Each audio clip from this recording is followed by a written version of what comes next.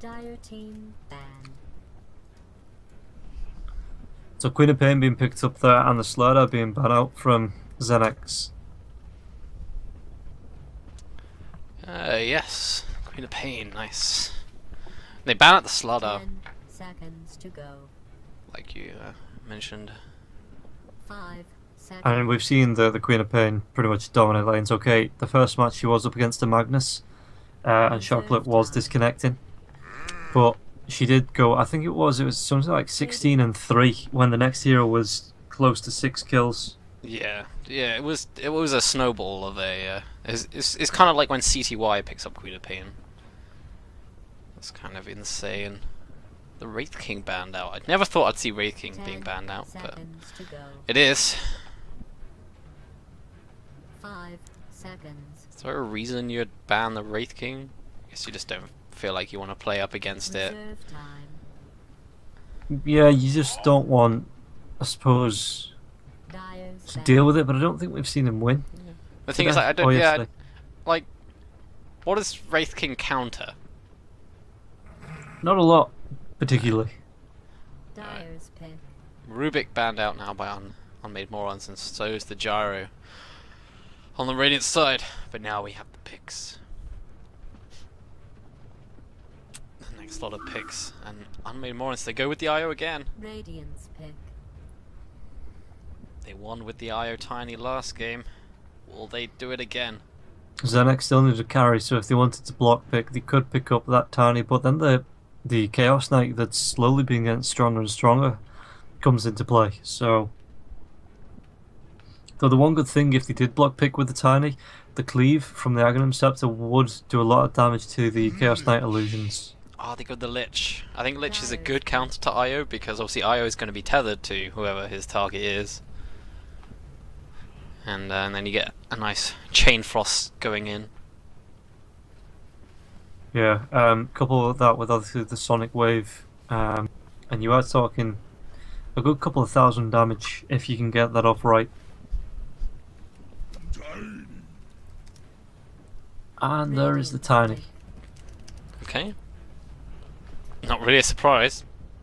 Nope. However, I think the Queen of Pain will fare up much better than the Zeus. You've got to think so, yeah. And the other reason, Lich can also sit in lane with the Queen of Pain. Lich is one of those good support heroes that can sit behind the mid lane.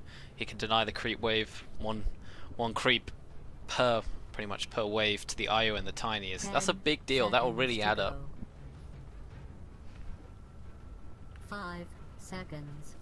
And I wonder if they're going to run this Night Stalker in the 4 position again, or run him to pick up the Nyx Assassin as well. I think it'll be 4 position then. Yeah, looks like. This makes me feel like Radiant's team will be really, really greedy. Because Lich and Night Stalker both need reasonable amounts of 10 decent levels and farm. I mean, Lich can get that in the... I guess Lich will be able to get that in the mid lane. If that's what if they run the Queen of Pain with the Lich in the mid lane. Yeah. Reserve time. I suppose the Nyx Assassin, with the Vendetta, it means he's going to be able to sneak up onto the west and do a lot of burst damage really quickly. So, good pickup. Yeah. Nyx, like you say, good against some Winter Wife and an IO. Because the trouble is like if you're playing against the IO, you have to focus the IO before the Tiny. Oh yeah, it's like playing TF2. You've got to take down the medic before you take down the heavy. Otherwise, the heavy just stays up, the medic stays up, and you have major problems. I'm gonna nod and agree with that reference to TF2 that I do not understand. But yes, Nyx I think is a very good pick here. Just worried about the fact that Lich and Lightstalker are likely to be the 2 support heroes, both of which need... I feel like they need decent amounts. But now in the banning phase, Slark banned out by Unmade Morons. Slark would be a good hero for getting the back lines and catching out that IO or that Winter Wyvern or something, and Klink's banned out by the Radiant. I think that is also a pretty smart pickup. That hero that you've been crying out for all day. Have I? Alright. Yeah. I feel like he can do really well. He is a really good hero. I think he's just so good at ganking, so good at keeping himself alive as well.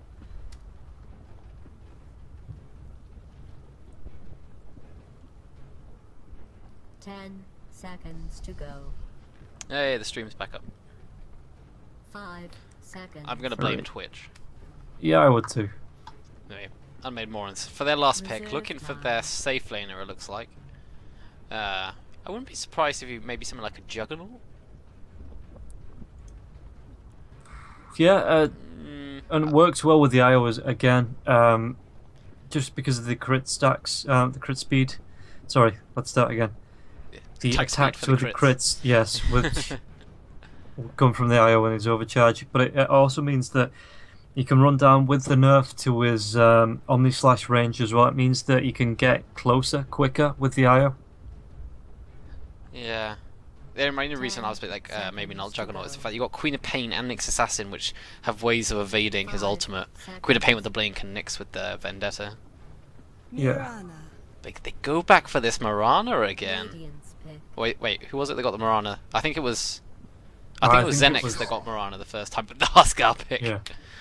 It's going to be Meep on the mid lane, taking up the Huskar. So Good is it up. going to be a safe lane Queen of Pain? Yeah, On Watson I Water. actually really like safe lane Queen of Pain. I think it works out very well. And she's a hero that can sustain in the safe lane on her own. Just a little bit of help from the Lich. Get Lich ready can to go... cover you. I mean, the Night Stalker can stack, pull, roam around. Yeah. Wait, did I say Huskar? Why, that doesn't make any sense considering he's not on the team. Oh, I'm getting so confused now. Marana What's is that? a hero that can... Wait, no, Huskar... No, I want to continue what I was talking about. Okay. Queen of Pain is a hero that doesn't need support in the lane. I was on the right track in the first case. Oh dear.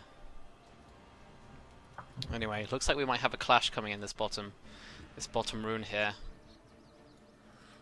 Yeah, Toxic but does that is this- going to free up the room for Soodle on the top.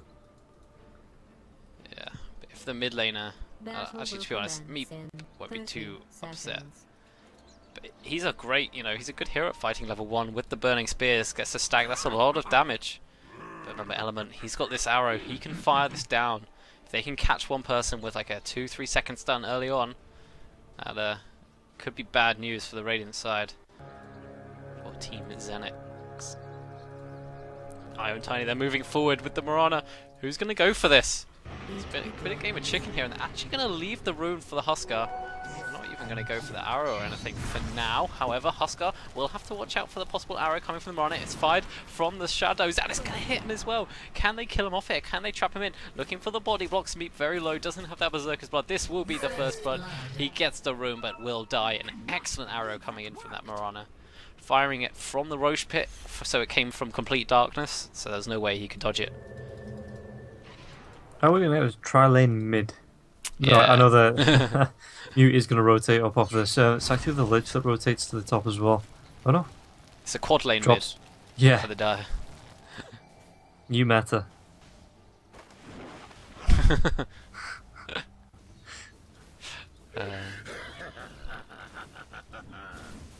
We were literally just saying that. Yeah, what is going on?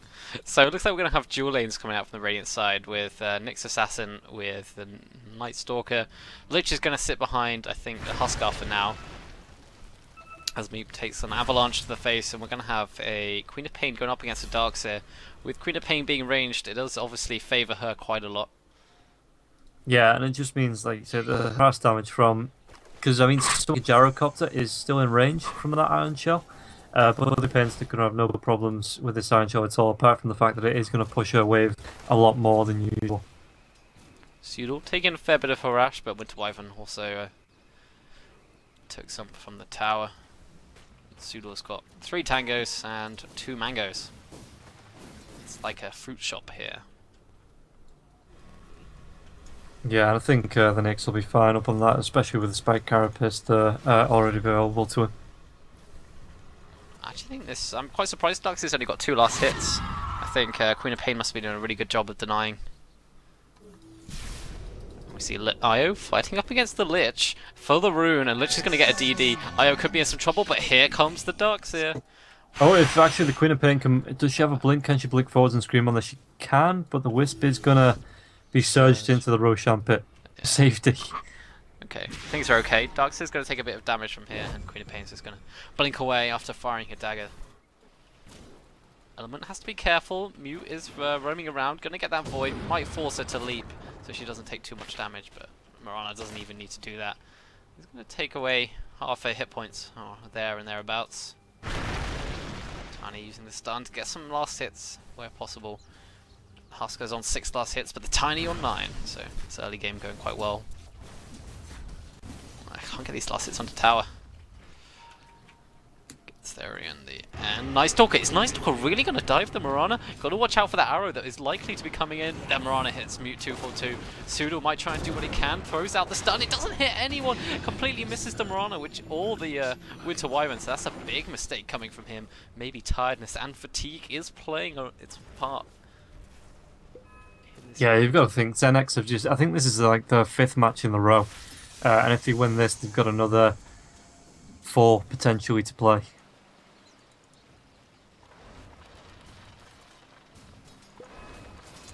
Yeah, it's a pretty big deal. So Pseudo missing that Impale cost his Night Stalker life, and it's cost them a possible kill.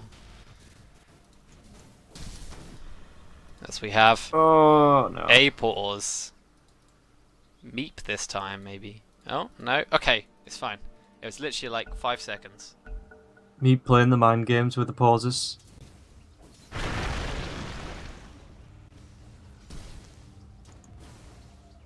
Oh, no. Oh, dear, oh, dear. What is this DDoS? DDoS.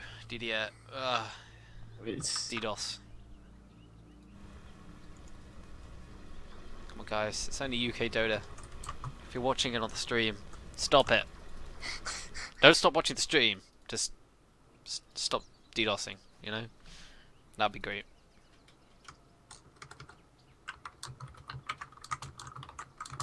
No aside's a winner.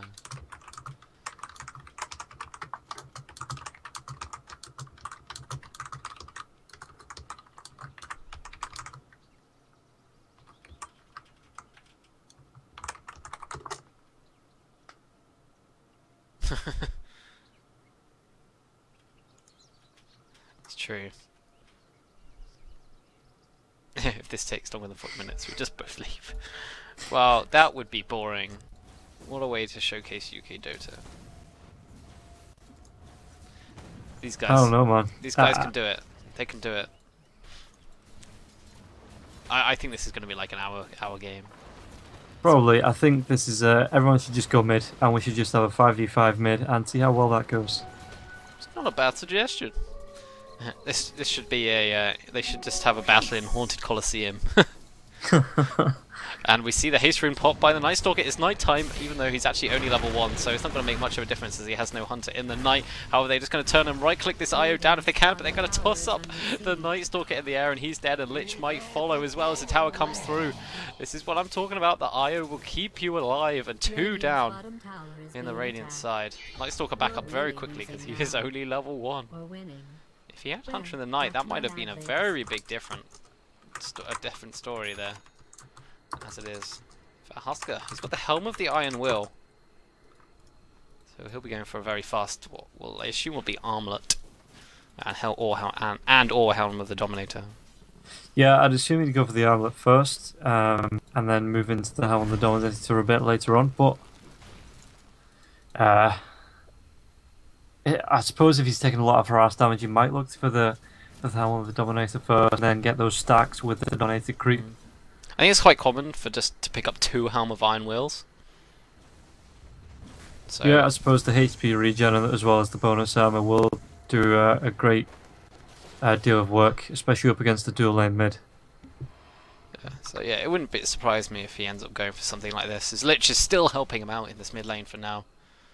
How's this Queen of Pain doing? 22 last hits up against the 19 of the Darkseer, so we're all even for now at the moment, but Night Stalker's still in level 1. He's not getting very much out of this nighttime. No, and possibly looking to kill onto Nyes with the help of Queen of Pain, but she doesn't have enough mana to use full combo. She's got Mango. So she could do it if she wanted to. Yeah. Well, actually, just about. I think she just have enough, maybe. 60, 250, 120, so that's 180, 440. It wouldn't be enough. I mean, she could just blink forward and Sonic Wave. Might be enough. But you'd be without the scream. As we're gonna go again. And next assassin's level 6, so he's got the Vendetta. He doesn't have any mana. Oh, he's just got mana for Impale now, and a Mango as well to follow up with any mana burn or Spike Carapace possibly. I think Wyvern will be the target, but they're all playing it very safe at the moment, sitting close to their tower.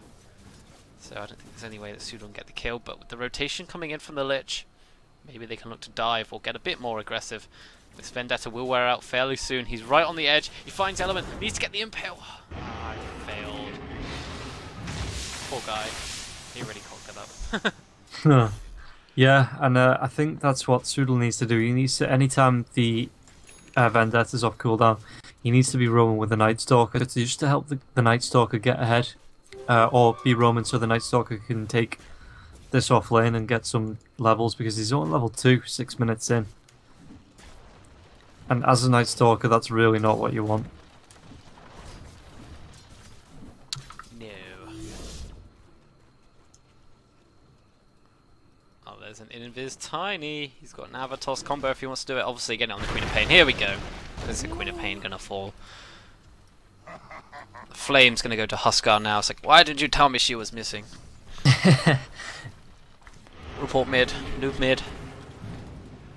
Oh no. Oh, no. There's another pause.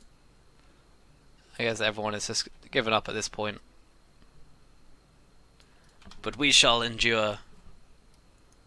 We shall continue. For as long as the players can. So, just taking a look at the Arctic Burn slow onto the next assassin. Apparently he's slowed by 20,800% and losing 8% of his current health per second. Oh, I see slowed by 0%. Okay. So somewhere in between 0 and whatever you said, 2,000. How could you be slowed by more than 100%? I don't know, you might be walking backwards. Yeah, you'd have to go backwards in time. Okay, Huskar is now completely disconnected.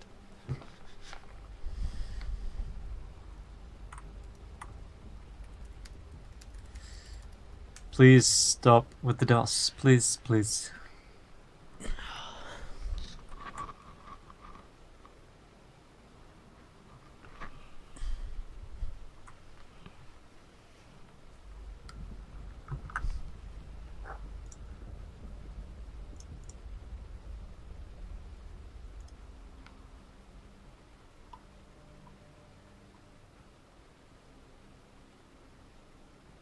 Man, I really need to get a better CPU. Or just lower the settings, but then it kind of looks bad. Yeah, that's why I ended up buying a completely new computer. Not specifically for Dota, just because I had the money. I was like, I want everything to look really pretty. What have you got in your computer? I've got everything. I've got like 16... Let's go to the stream and find the specifications, because off the top of my head I can't. So my computer is, when it loads up, did I not? Oh, there they are. It's a 970, 4 gig 970. I've got the 16 gig of RAM, and it's an Intel. It's an i7 4790K. Yeah, right, yes, yeah. 4.4 gigahertz. I got the GTX 970 as well. It's just a good graphics card. It is. It's good value for money. And if you want to upgrade, you end up wanting to game at 4K or whatever, if you get a 4K monitor, you just buy another one. Yeah, just SLI it. Yeah. It's one of the reasons I got it over the 980. Is that 980 is just overkill at the moment? Yeah, that's what I thought. I was looking at the 980, but for the extra £100, whatever it was going to be, it just didn't seem worth it. Yeah, but my CPU is quite old. Well, I say it's quite old. I think it's like an i5 35 something or other. Oh, on my other computer, yeah, I had the first generation i7. So the difference between that and this i7 now is completely, it's off the charts. Yeah. The only issue is if I was to get one of the newer CPUs, I'm fairly certain I'd need a new motherboard. I don't know whether they'd support the newer ones. That's what one of my friends did. He went in to buy a new case for his computer, ended up buying a new processor, a new motherboard, a new graphics card, more RAM. You mean just a new PC, basically? Pretty much, yeah. Just kept the same power supply. Alright, okay. Don't really know what the issue was there with me, but we are back into this game now. Pseudo is clearly not being slowed by 2 billion%, so... Close, though. Very close. Night Stalker, one of the pluses of the Queen of Pain dying is actually that Night Stalker can get some levels in this lane now. But first nighttime is going to be over, and he has unfortunately not been able to be too effective. Look at how fast he drops to that Iron Shell. It's a level 4 Iron Shell, so... 90 damage a sec. It's a lot, and actually Queen of Pain rotating into this top lane now. Pseudo going invis, but this might have been spotted out. Can they see the Queen of Pain is the question. No. Queen of Pain's had enough. She's going to blink back, go towards this mid lane if she can. It's just daytime now, so they're going to see the IO. IO might be able to get himself out of there with a tether. Yeah, he tethers all the way back to the creep wave. Hence why Queen of Pain probably didn't even bother going for that. Night Stalker's just going to have to sit here and watch his tower take some damage. Although, meanwhile, Element is going to go down to the Queen of Pain, plus the Mixed Assassin combo as he rotated from the top lane. Winter Wyvern will be getting some free experience and some last hits up here though, but not really worth it considering your carry just died. Yeah, that's never a good trade-off, but personally I want to start seeing some... Huskar, he's got his life break, it's a 12-second cooldown. He did go for that double Helm of Iron Will. Oh, he has, yeah. Oh, and they steal some stacks with the Sonic Wave. It's worth it. Totally worth it. Huskar could go for that life break, and actually we see Winter Wyvern playing so scared at the moment. No idea where the enemy are. Free lane and he's sat behind his tower in the forest. Oh, Mirana ultimate. We have the Moonlight Shadow. They're gonna look to try and pick someone off, but there is the Radiant Sentry ward down. They're gonna see this coming. Lich gonna back off here, but he doesn't back off far and quickly enough, and it's going to cost him his life. Now does Huskar jump in? He uses the life break onto the IO. Can they bring him down? There's a lot of physical damage going on to Meep. Ice will go down, but not before the Huskar does. And that's definitely not worth it. This is your mid Huskar traded for the life of a wee IO. Yeah, and that's the usual advantage from the Huskar, that if you are one-on-one with a hero, those flame spears are going to be able to get the kill before you get taken down. But if you don't, then you do actually get the burn off to the end. Meanwhile, bottom lane looks like Mute's getting really, really low from that Iron Shell. Might actually kill him. He might be a bit annoyed at his Queen of Pain for not killing that off quicker with the Scream of Pain. So unlucky. And the cheeky little Ruffle comes in.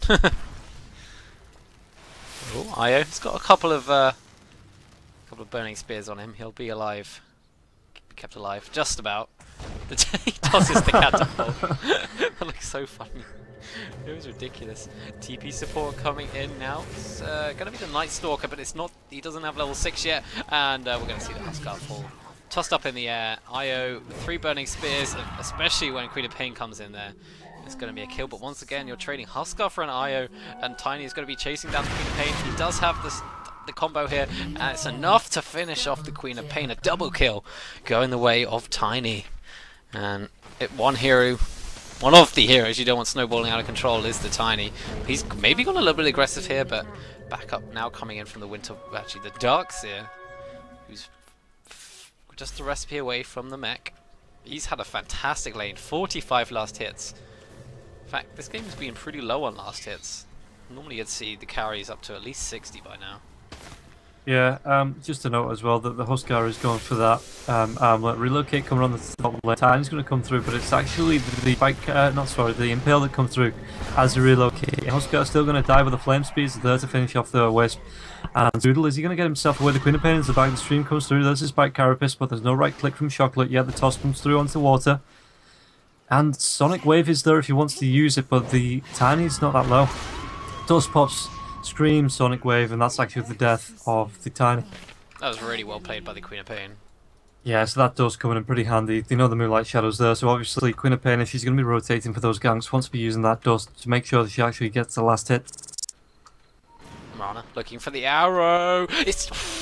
I actually thought I was going to hit the Queen of Pain, but it doesn't. Queen of Pain does snag the haste rune, is going to run herself away. Damn, that was pretty close. That was, I mean, I thought he was going to do what I usually do, and walk straight into the arrow on purpose. You know, you overthink, and then you look at yourself anyway. But Huskar only about 70 gold, 60 gold off finishing this. About 3 gold now off finishing the armlet, if that's what he wants to do. Next assassin, he's a little vendetted now. There's no detection for him. Who's he going to go on? He needs the rest of his team though if he's going to do this. The IO would be the obvious choice. He's going to go in now that there's no... Ooh, no. He doesn't want to go in just yet. He really needs the rest of his team.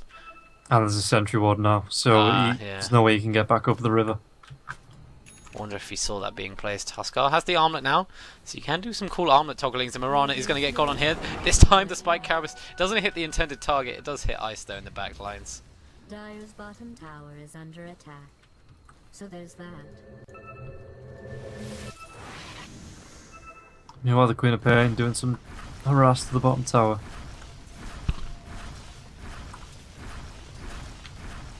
Tiny needs to be careful here. The IO is sitting behind him, but there's 3 heroes. Oh no, the Avalanche actually comes out as the tosser as well. They tether in, sorry, by the IO. Winter's Curse, Chain Frost bounces though. It's going to bounce through creeps, going to bounce from the Tiny to the creeps to the Tiny again.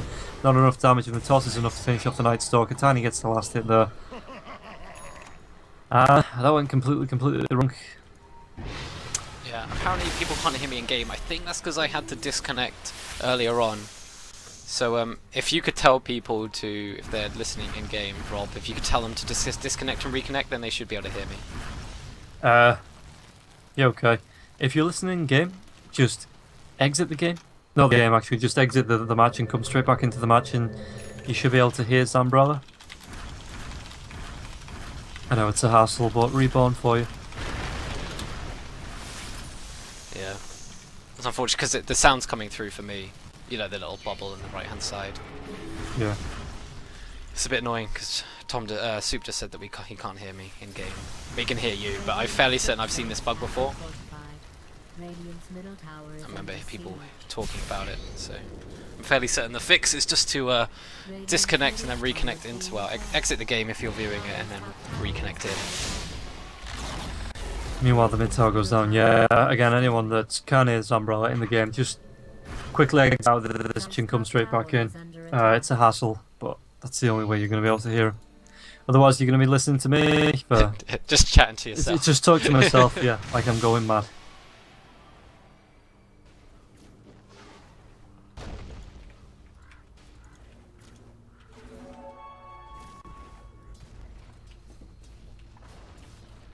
Right.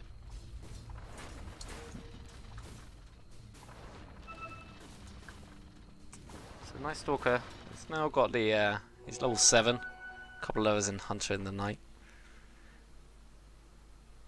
He hasn't even leveled his ultimate. It's got no I points don't really think you need to until about level 9.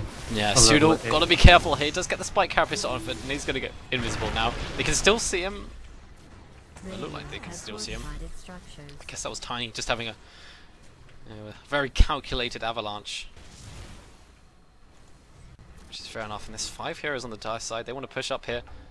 And we see Huskar actually is soloing up the road. She's got to be careful not to get bashed up at an inopportune time here. But He should be okay unless he gets very lucky with a couple of double bashes.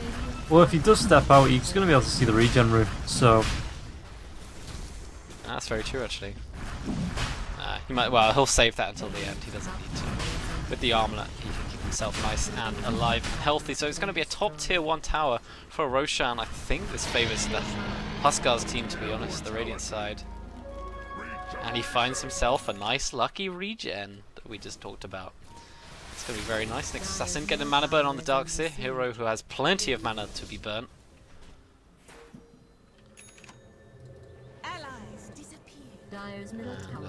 The retreat is going to be cut down under the cover of moonlight. Although the wraparound, Tiny looking for the kill on the Queen of Pain. This should be fairly simple to toss into the avalanche. That they don't manage to finish her off, even with the negative urge. She will be fine unless Io gets the balls in her face. Queen of Pain is in fact going to avoid having balls in her face. Yeah. I like actually how Huskar using the Helm of the Dominator to get a Mud Golem. So that means he has a nice 0.6 second stun up his sleeve. The Queen of Pain actually going towards that Orchid as well. About 600 gold away from finishing that. That's not too bad. I'm going to have a quick look at these graphs. UM are in the head by 4.5k gold, but the Radiant are actually ahead in terms of XP by 3k. So this is a very close game. The Tiny, he's getting pretty farmed, working his way towards that Ag Scepter. Just another 1500 and then he'll have a nice tree branch in his hands. This Huskar hasn't been as effective as I've seen in the past. No, but it's still early days. Yeah. If you're going up against Stanley, maybe if he goes towards his Aghanim Scepter. They know Nyx is here. He walked underneath the Sentry Ward. He uses a Spike Carapace. Doesn't use it in time to stun the Io though. Oh, using Spike Carapace when you're in Vendetta doesn't actually reveal. I think I remember hearing that, but I've never seen it in action. It's a pretty neat interaction. And like you said, the Orchid complete, the Queen of Pain.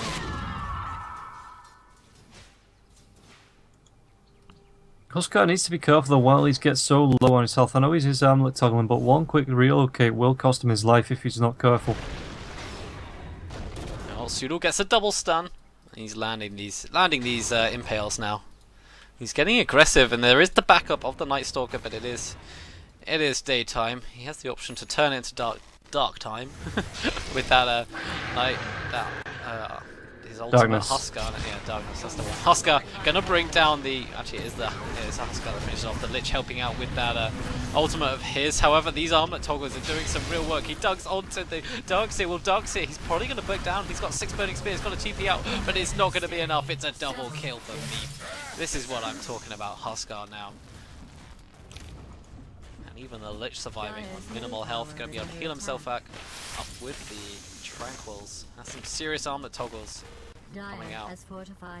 Yeah, he's having really good control over that armlet, which a lot of people don't usually. They'll toggle it on, they'll toggle it off as they're getting low, but they don't actually have it during a fight, which Meep had there, keeping himself alive really well. I think one more hit from the Tiny would have finished him off at any point though, so actually really good that he forced the IO away. And then just... Oof, they're taking the arrow. The arrow being blocked by the creep wave there though. Really lucky he's got that regen to keep himself alive. Oh, the stun coming in from the Mud Golem is going to force out the Moonlight Shadow. Huskar got to use that armlet toggle so he doesn't get hit by the tower. Or killed off by the tower. Say Mirana got an arrow in a couple of seconds. They're looking for a kill with the Io, giving her plenty of move speed, but Huskar's now going to heal himself up with the Inner Vitality. He's got to be careful though. The stun is going to be dodged by everyone. Huskar's still got to be careful. He's still armlet toggling dunks now onto the Darkseer on the back line though. Got to be careful. Night Stalker does go down to the final ball of the Io.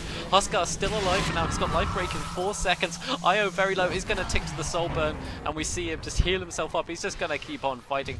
Huskar keeps on going. Doesn't have to worry about the magic damage. So does the Queen of Pain. No mana for the Shadow Strike to slow down this Tiny. I think Tiny will make it out of here.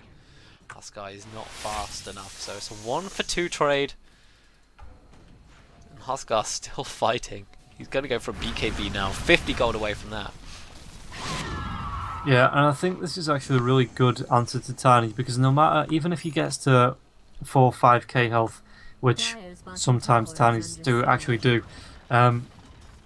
That life break is always going to take a set amount of health off him, so it's going to be able to burst him down really quickly, no matter what health he gets to, and then the rest of it from the burning spears are going to be able to do a lot of damage.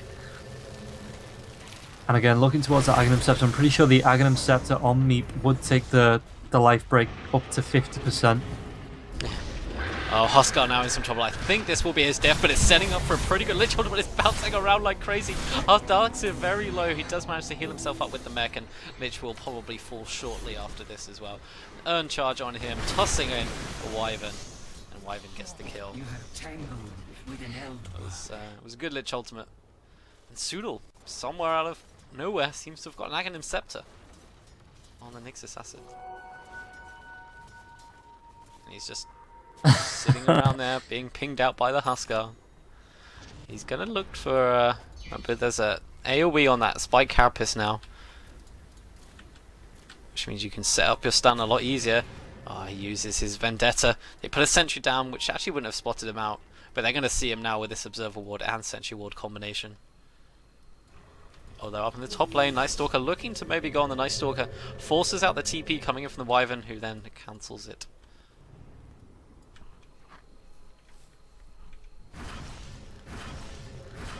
Oscar with a full BKB as well. That's always going to be useful. Again, against the tiny combination, something like that. Just the Winter's Curse is obviously still going to be able to affect him, but the rest of the stuns, it just limits what Meep can actually be taken down by while he's doing his armlet toggling.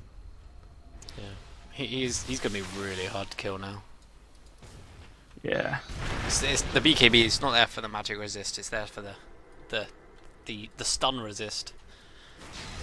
We see Night Stalker hiding out in the tree lines. What can he see? Nothing much. He sees the IO. He does not see the Mirana that is right next to him, and we have another pause. Soodle is maybe in a bit of trouble. Oh god. Soodle needs the Lulu.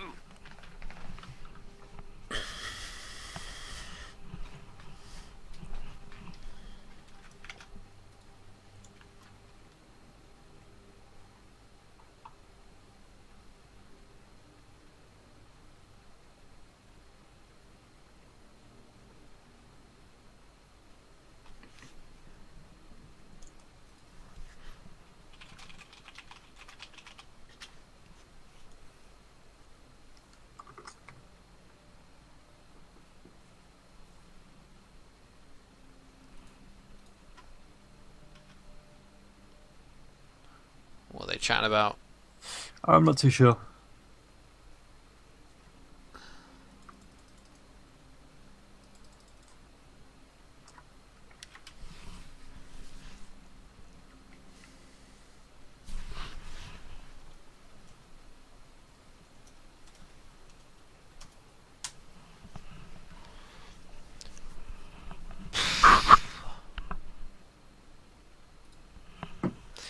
So, this game is actually looking ridiculously even at the moment. I would not like to call where this game is going. This Mirana, she's got herself a Yasha.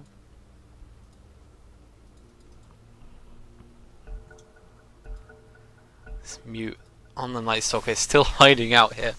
What can he see? You can just see down the river, but that's all. As the Radiant, they're pushing up. They want to try and take this top lane where, if possible. Not really sure the Die can contest, but Tiny with his Aghanim Scepter, he's going to start hitting this mid T2, and it's going to go down fairly fast. Cleaving up these creeps and cleaving up these creeps for now. They don't want to. It was a little afraid to pressure, but now that they see a few heroes in the top lane, they are going to go back and defend. They get a good third damage onto the tower, but now the Radiant, Dire even, they want to back. They're going to back off for now. Yeah, and if they did hang around there, the Sonic Waves, the Chain Frost, the Darkness actually coming through for... I'm not sure why. I think it's just to limit the vision of the Dire side for now. And try and make them scared. Gives the Night Stalker the extra vision as well, while he puts down these wards as well. And also, I don't know what the timings are, but I'm guessing it was about to be nighttime. So if you use it at the beginning and then at the end of nighttime, you can kind of effectively give yourself a super long nighttime. Yeah, that's a good shout. Hopefully, I should run illusions behind, maybe trying to bait something out. They're invis here, but so are the Radiant. They're ready for this. Nyx Assassin set up in his own little burrow here. So yeah, this Moonlight Shadow is kind of wasted a little bit. Does the Dire want to take this fight? It looks like they're not prepared for it. They're going to TP out, push out the other lanes, get some more farm for now. Which, I think it's the right thing to do. They're definitely not confident at the moment.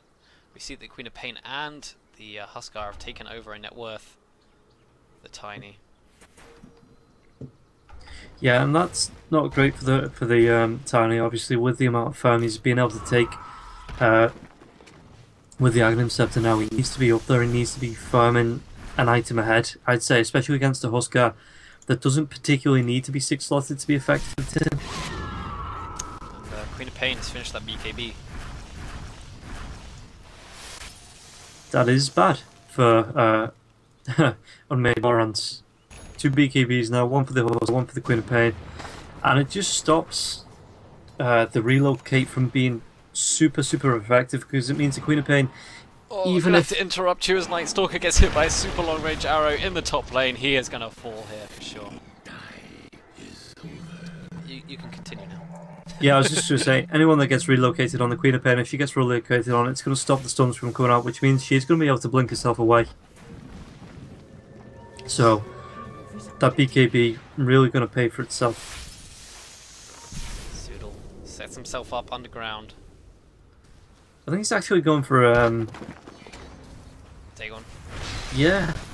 Oh, here we go. Here we go. Me right-clicking down, just doing the right thing, and relocate going on the IO. I think will still burn down. He might not actually. He's bottling himself up. He's got the fountain regen. He's going to be fine. It was. But he still has to come back. He saves his Tiny, and whether they can go with anyone else. And remember, he gets caught just by the very long impale there, and the right-click from Nyx meant that he could not get out by tethering to that Marana. Nyx. Nyx, you cheeky little bastard. And we see Huskar rotating now into Roshan. We've seen him. He can solo take this, and the rest of his team are here as well, which should speed things up a little bit. Yeah, and there isn't any vision either, so the Radiant aren't really going to know. Oh, actually, well, no, that's the Radiant one. Never mind. They aren't really going to know what's going on. So the Radiant are going to be safe while they try and take this. XENEX really setting up with the Zoodle burrowed in case anyone does actually try to come in and gank onto the meat. Yeah, this Huskar is hitting pretty hard. What item is he going to go for next? Well, he's got that blink dagger. Oh yeah, he just went blink dagger. Yeah. I thought he had an extra item, but he's just going to jump straight onto ice. IO, you're not getting yourself out of this one. He wasn't quick enough with the relocate. The blink dagger already paying off. Yeah, maybe going towards that Aghanim Scepter, or maybe even start to build towards the Satanic, if that's something that he really wants to finish off as well. Yeah, I think Satanic would definitely be maybe the choice now. Meanwhile, Element on the Marana, split pushing the top lane. Got the Manta style. Radiant's top tower is under attack. Okay, Manta style pretty good, purging off the Night Stalker. Crippling Fear, Silence. Radiant's top tower is Yeah, even the Orchid as well, to stop that. Just to make sure she's able to leap away. Radiant's top tower is Too late, under invisible. siege. They're going to go on the Winter Wyvern. He doesn't even need to be invisible to get this kill. Couple more right clicks, uses the burrow, uses the spike cap, it's not quite in range. The Sonic Wave committed just for the Winter Wyvern, but this will secure them this mid tower, I think. Although saying that, the Tiny split pushing his way in the top lane with the Aghanim Scepter and now the Hyperstone. He is hitting pretty hard. Yeah, Huskar's going to go in deep. He is just at the edges popped. Somebody's got to go back to defend this, otherwise Chocolate's going to push in pretty hard. Radiant's top tower Looks like he's is backing being off. attacked. Dire's middle tower Okay, the Darkseer wall was put down. Radiant's top tower is under attack. Yeah, this doesn't really particularly bother the two ranged heroes, the two damage dealers from XENEX. In fact, Queen of Pain has gone for the Hyperstone, so I expect her to be picking up the AAC. And Huskar, with now the Reaver, will be going for the Satanic. There's no AA to counter that healing coming in.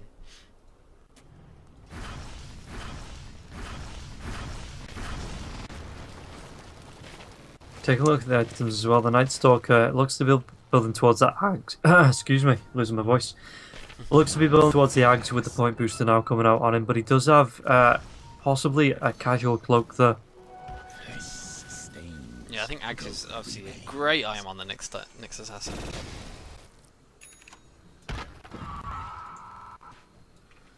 And we have another pause. This time from Ichigo. And it is a full Dagon. Yeah, next assassin has the Dagon on the courier.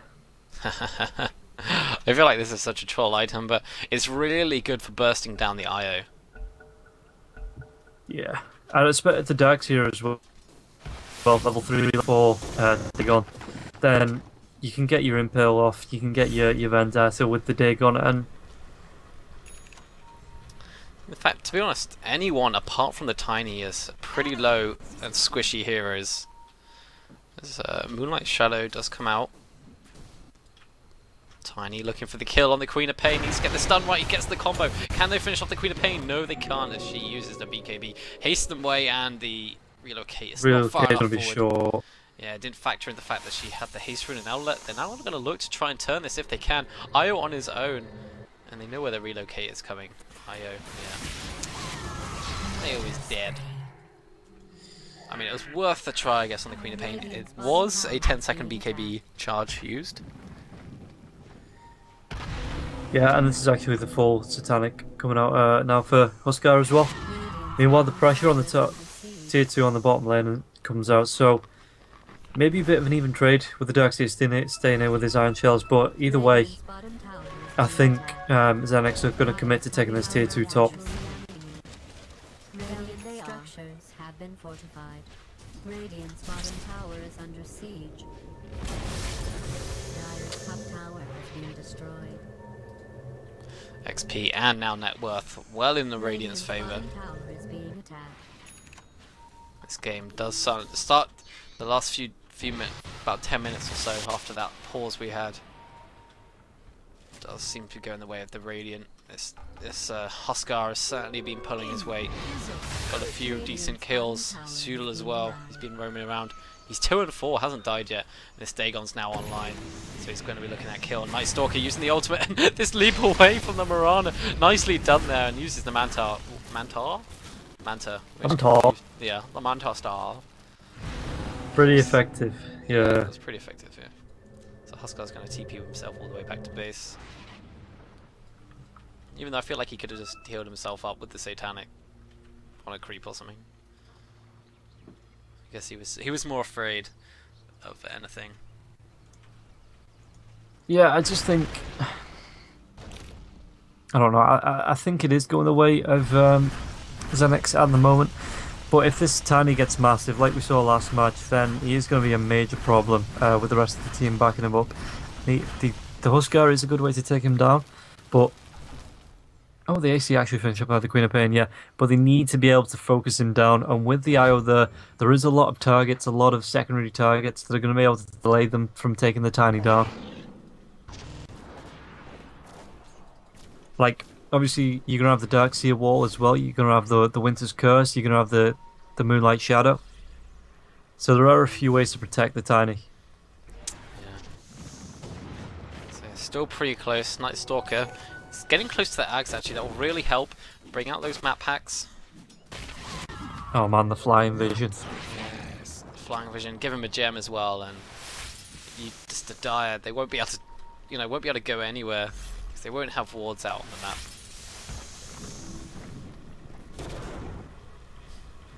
Man, Sudal is having a whale of a time with this burrow. It does look like fun. But it just means you can bait heroes in, like Meep potentially if the Tiny blink forwards. Despite Carapace with having that range when you burrowed, it it just means you can try and bait heroes in and try and get them there to carapace them and then take full advantage of that.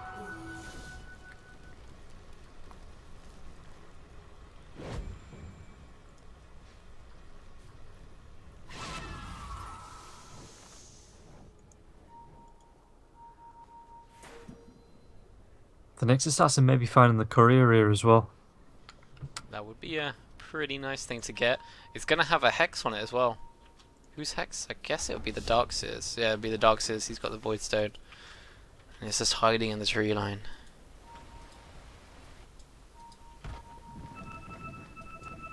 I was going to make it out. They see the Nyx assassin burrowing right by the Roche pit. But there's a gem now on the Lich. As we see, Moonlight Shadow is used. I'm not sure how... Well, they definitely know it's happening now because Element just showed.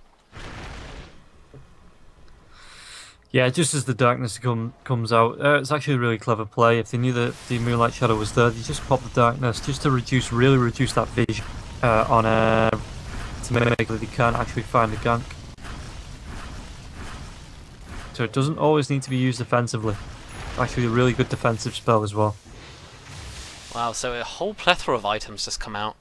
Morana with the Deso. We've got the Hex for the Darkseer, man. He's doing pretty well for himself, and the Ags now for the Night Stalker. He's got the gem now. Look at it, just look at the mini-map. It's a little circle of bullshit. I'm joking. Oh, it's a very unprofessional thing to say. It is ridiculous. It's a good ridiculous, but it is ridiculous. No, I mean, Ags, it's 4200 gold. No wonder it's a pretty decent upgrade.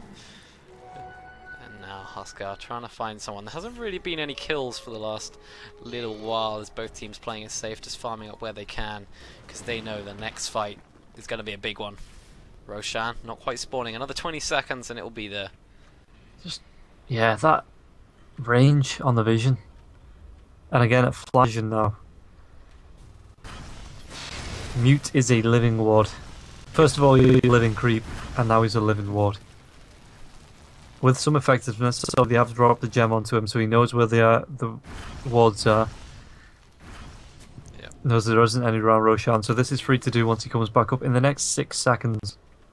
So yeah, the only 2 wards that the die have now are 2 sentries. And this 1 sentry in the mid lane just misses the ults. You are bottom lane. Ooh. Ooh. Is the blink going to be there? They're going to do that. They Moonlight Shadow. They're going to go for it. They're going to bring off the Queen of Pain. They blink her up. They throw her down. Is she going to get up? No! She uses the BKB, but Tiny quick with that tree to whack her down. But meanwhile, we see the Morana. The 2 carries go down in this lane. Darkseer racing forward. He's going to run into the Night Stalker. Got to be very careful. Gets the wall down, but no vacuum. He wants to keep on going. This is so dangerous. Tiny uses the BKB now. They're fighting around the Roche pit with this wall down. Is Meat going to go down? Here comes the Ice Blast bouncing around. It is not really going to be very effective, especially as Tiny does have that BKB still up. And here comes the BKB on top of Huskar. Meat fighting up against Chocolate. Is he going to be able to TP himself out? He is. Unfortunately, the Winter Wyvern does go down. Night Stalker finishing her off. Now Io. He was, I don't really know where he was in that fight. But Roshan, this will be the 3rd Roshan going the way of the Radiant side. Cheese and Aegis of the Immortal are options for them to be picked up. I guess Huskar will probably pick up the Cheese maybe, and the Aegis probably would have gone the way of the Queen of Pain, but she's not around, so someone else can go pick that up. Yeah, just if watching that, the Satanic Pain for itself there, because Huskar was incredibly low before he popped the Satanic and started clicking down the Tiny. So Nyx gets the Cheese and Huskar gets the Aegis. I'd like to see the Night Stalker now go towards maybe a Solar Crest. Just for the minus armor, but because of the miss chance as well, that's something that's really going to hinder the Tiny.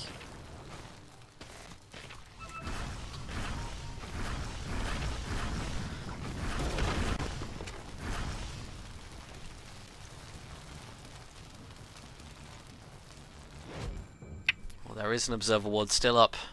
Night Stalker, you're not doing your job properly. Ah, he's going to run into it now anyway.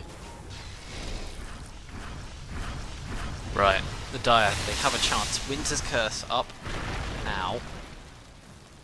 They have the back wall as well. If they can get like an illusion of Huskar, that's going to be quite a lot of damage. And Queen of Pain with the AC aura should really That help. impale Nice stun stalker. is ridiculous. Yeah, this is so good for CG because you can see exactly what's going on. Huskar now hitting onto the Roshan. He blinks away from the Marana arrow, just a few feet to the right. Oh, could actually going down onto a creep. This fight, he tosses up the Huskar, but this is okay. He BKBs. He's just going to go straight in now, not worrying about the physical damage too much. Turns on the armlet. There's the back wall. Doesn't really catch anyone up with the wall, and Esther would just go straight onto the Huskar. They're trying to bring him down, but he's just taking no damage. Especially he's got ice arm on. He's got 24 hit points, 24 armor at the moment, and the Winter Wyvern does go down, and everyone on the Radiant still fairly healthy.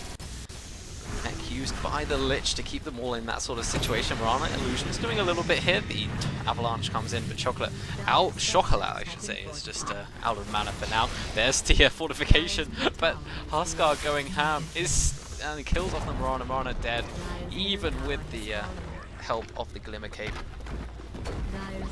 Vacuum.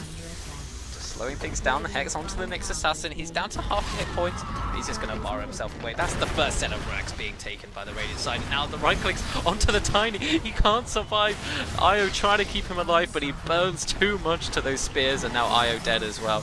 This could be a GG time as Huskar is just going to attack these T4s right next to the Ancient. Ice Stalker gets a Korean. These towers falling. GG is called by Ice. Neat with that Satanic as well, still having the Aegis and the Armlet. Could just camp, if you wanted to, just camp the enemy fountain. Picks up a Basher. Yeah.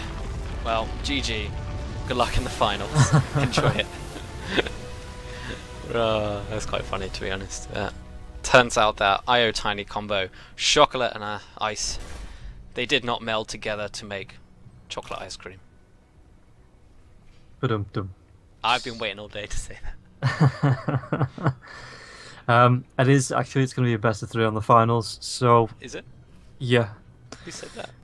Soup. Oh, did you see that in the chat? Is it going to be weighted? I don't know.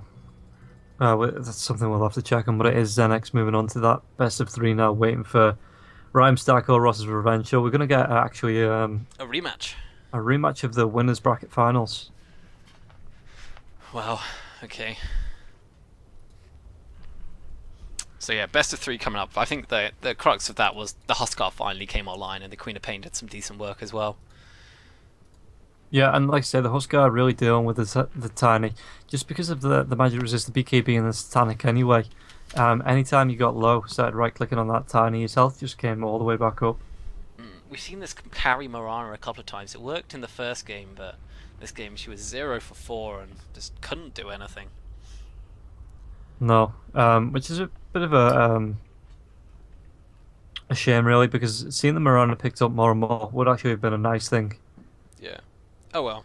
So XENEX win this set 2-1, and we're going into the grand finals. So stay tuned for that. We are staying awake. I am Sambrella, and with me has been Robin Roll Gaming. Don't go anywhere.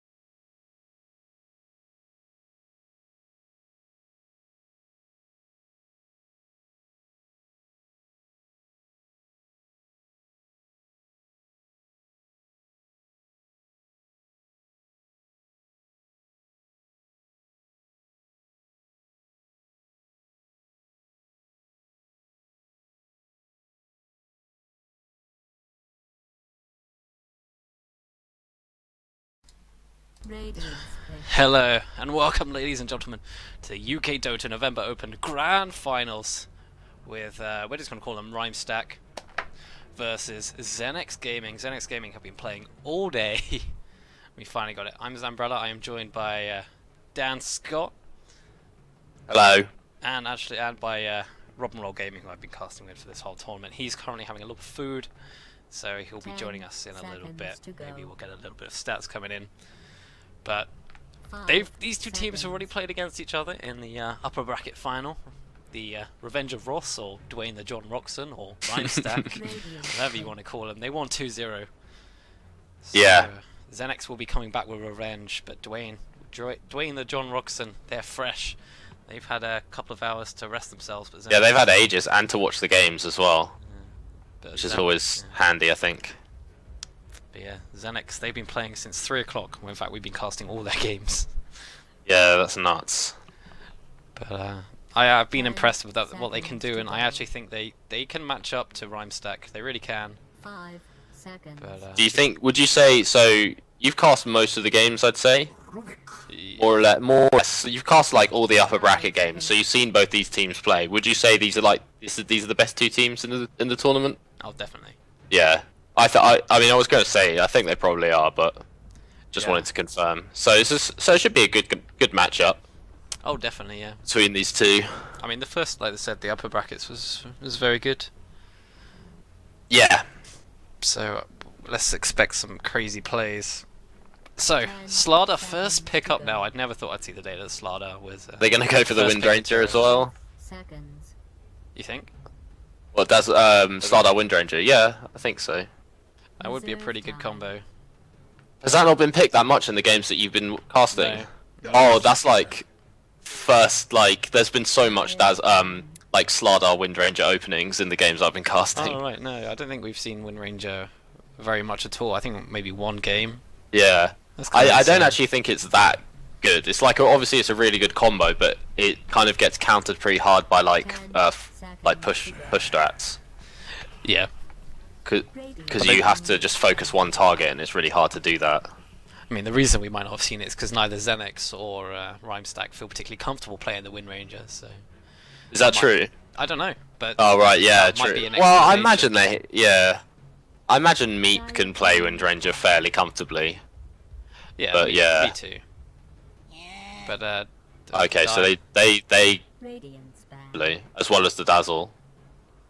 Seen a lot of Slada Dazzle as well. Yes, that's definitely a strong combo. Hence why we see the Dazzle is definitely first ban material. Yeah. Yeah, exactly. But I like the Tusk pickup actually. I think Tusk is fairly underutilized at the moment in the games that I've been watching. I think he's getting banned quite a lot, I think. He hasn't been picked or banned in the games I've been Oh, is he not? watching. Fair enough, yeah. Which is kind of strange. But we do actually see, it's funny how they ban out the AA and then they ban out the Alchemist, because they know that they're not going to get the first pick in the second stage. Yeah, exactly. So they just, it's maybe like a shame about maybe they shouldn't have banned AA. I don't know. But anyway, they get the Invoker instantly with responding with the TA though. It's the Meep Invoker. In fact, we saw the previous game. We saw who was it?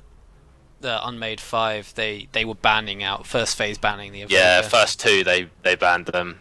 They banned Invoker, which is pretty strong. So I'm guessing this is going to be a Slada Tusk duel offlane. That would be my guess. Yeah. Quite possibly, yeah. Unless Tusk goes into the support role, but I don't know. I just feel like dual offlanes are really strong at the moment. They are. They really are. They're just like so good at messing with the enemy safe lane, and that's like basically a free lane one, and you can just transition that into pushes. But I guess we'll have to see. I think TA Slada combo is really, really strong.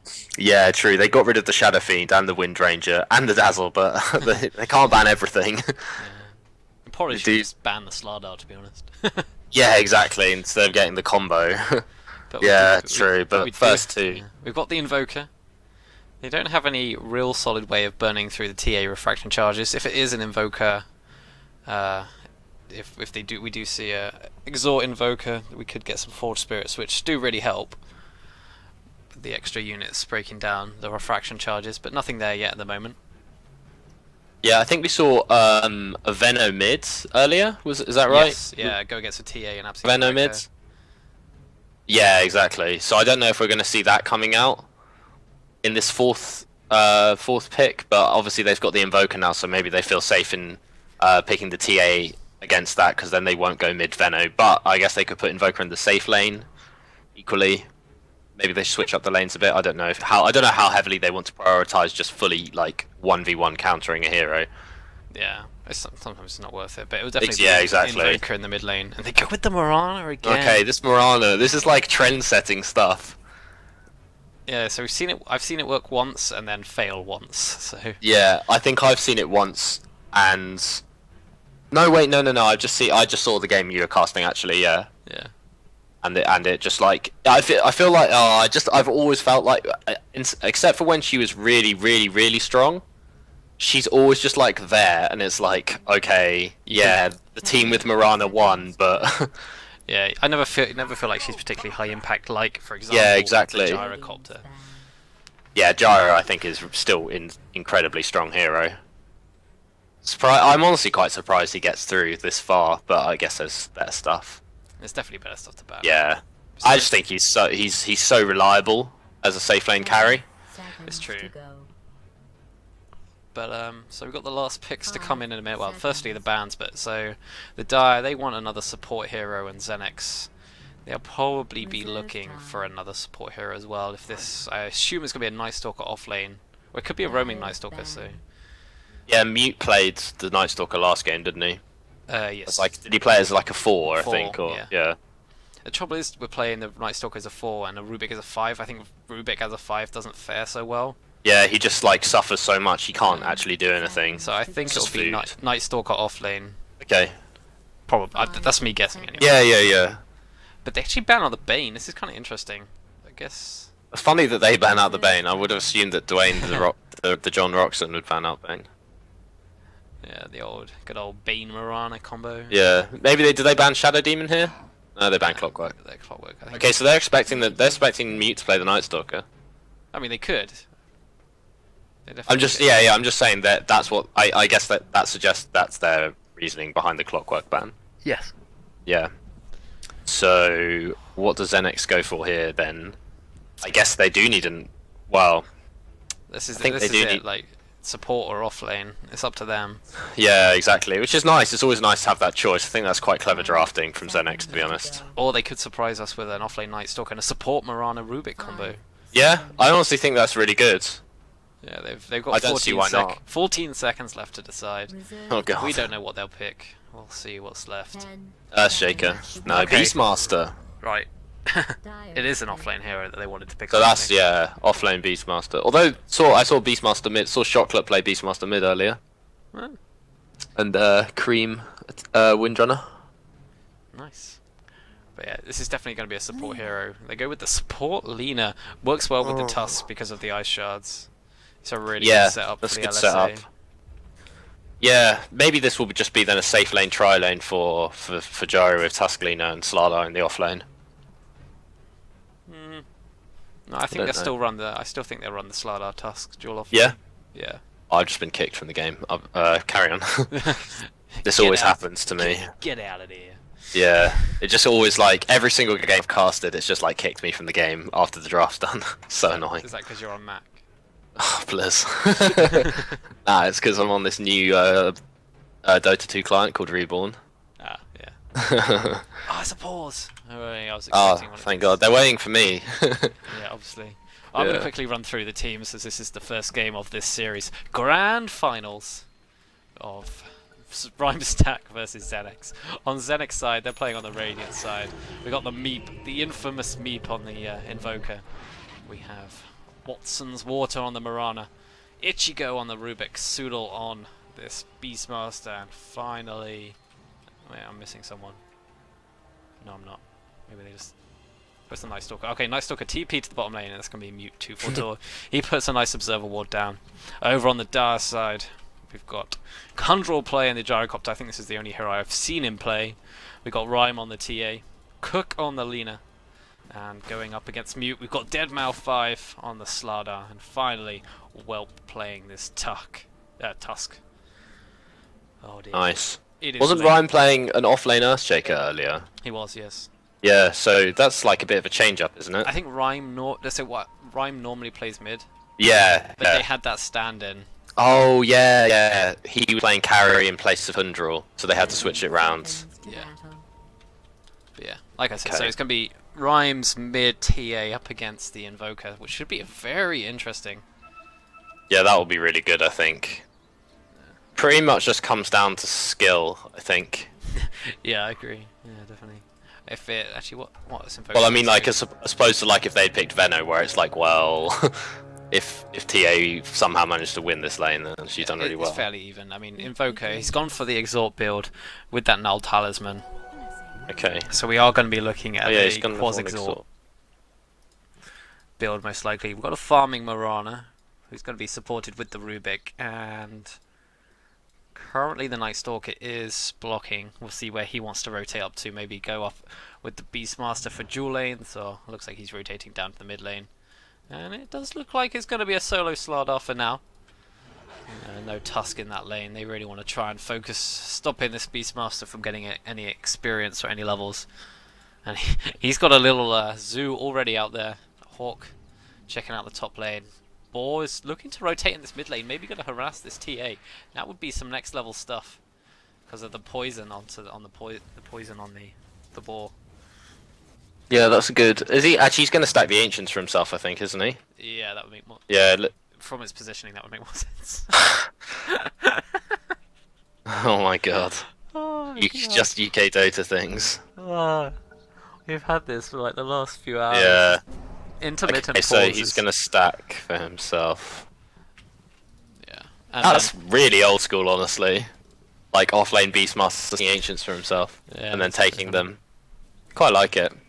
Yeah, so currently Night Stalker is doing the old pulling creep wave. We've got Rubik supporting this Marana. We've got to watch out for that lift into the arrow. Could be fairly potent. Slaughter actually leveling the sprint level 1, which is fairly unique. Normally you go for that stun, but this means he can sort of maybe try and get some experience from Mute stacking it. He's duking it around in the tree line at the moment, but it doesn't really lead to that much. He can't really do anything, yeah. We see Invoker. He's trying to go after Rhyme now. He's throwing down the Sunstrike. This might not be enough because the refraction charges come up in time. Wow, that's so close. I completely understand why he went for that, but he just didn't quite have the timing for a refraction in his head right. Yeah. Nice try though. Nice try.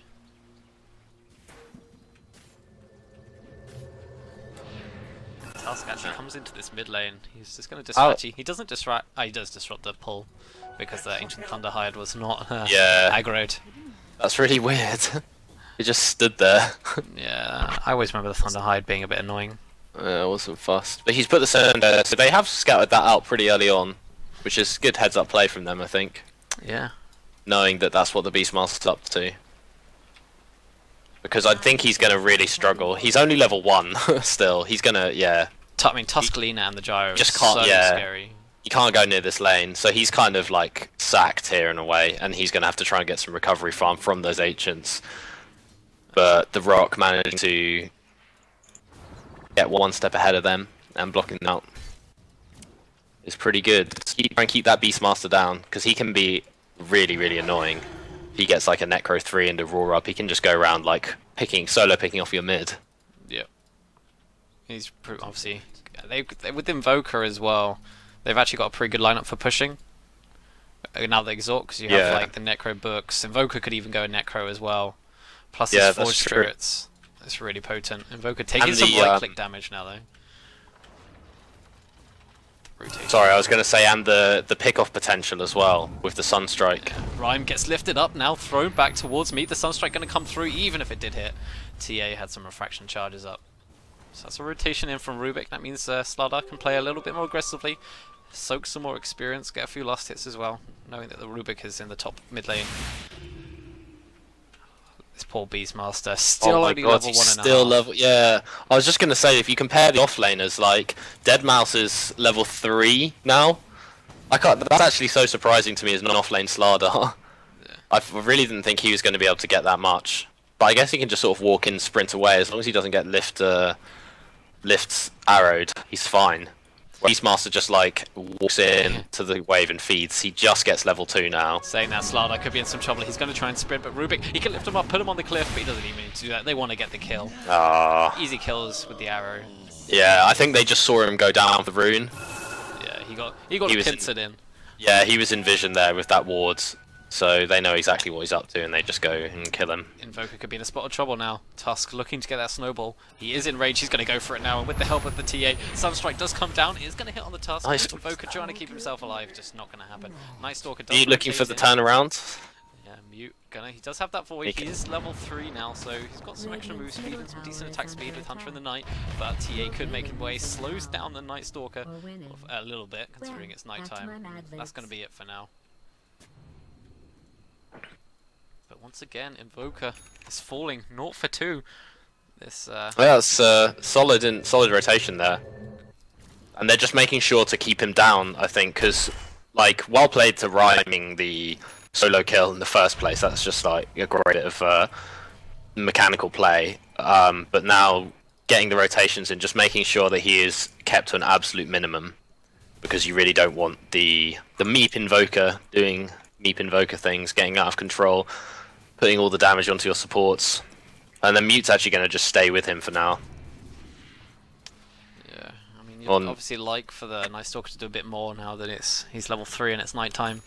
But where's he going to go? He's not going to go to the top lane where Beastmaster is. In the bottom lane, it's not really going to make a difference against the Slardar. And he can't really do much in the mid lane either. Yeah, it's difficult. He's not got a lot to do. I mean, how important do you think this first nighttime is for the support Night Stalker?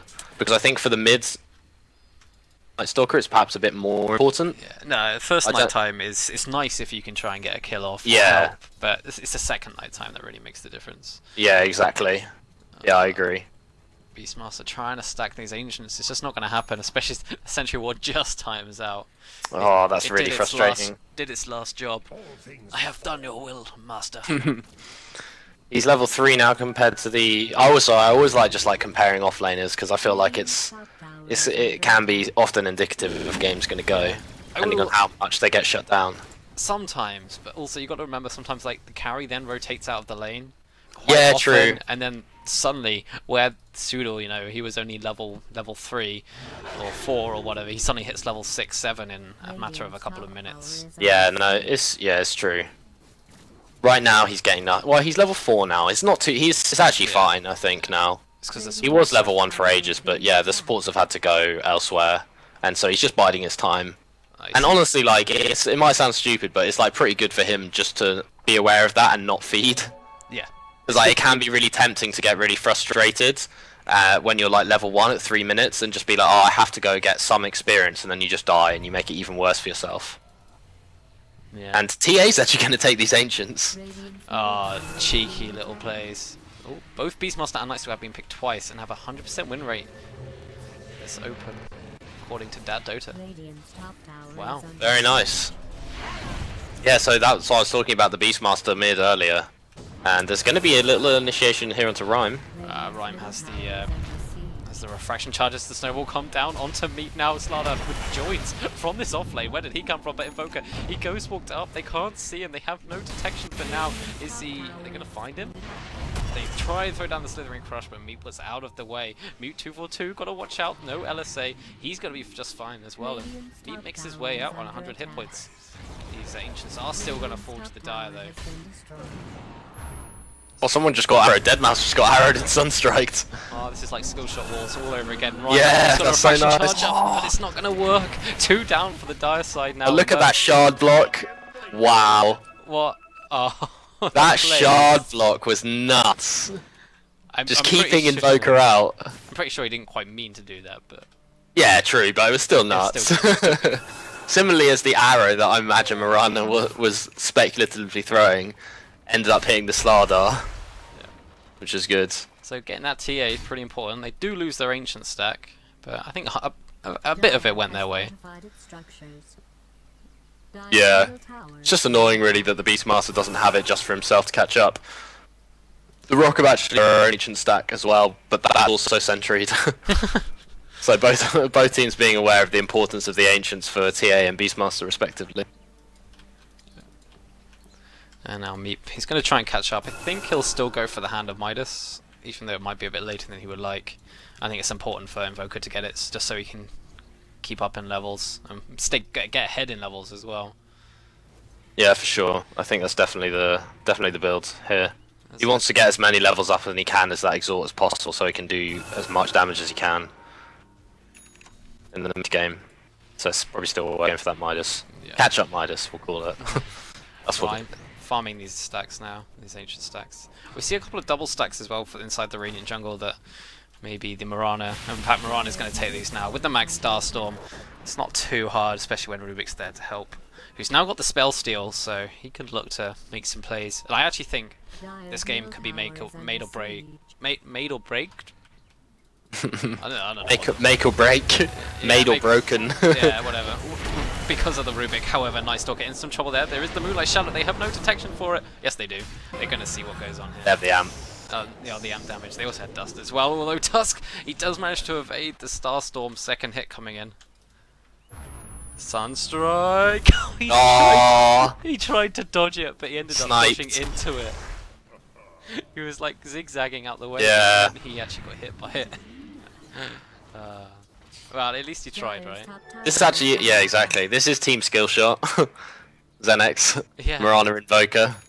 So actually, that's I thought this was actually going to be a lot later Midas, but Invoker. Yeah, it's just over 10 minutes. It's pretty good. He's really far behind in CS. TA gets lifted up now. Where's the? It's actually not going to use the cold snap for now. TA has to be careful. Where's the roar? No roar for the Beastmaster because he's only level 5.5. If they had the roar, that was a certain kill. Yeah, and that's where it can't play. He's lost tower now, the Beastmaster, so he can't stand there against the Gyro. Gyro's kind of been left on his own. 82 last hits. Yeah, he's just going full farm mode, and he's gonna efficiently farm up these two jungle camps as well. That's actually near perfect CS.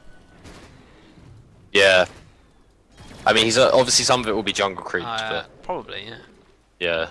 But still, that is yeah, no, it's just insane, yeah. And Ryan as well, 75. Yeah, wow. Both of them at the top of the CS. I mean, you got to remember also Rhyme. He's got 2 kills, so that helps as well.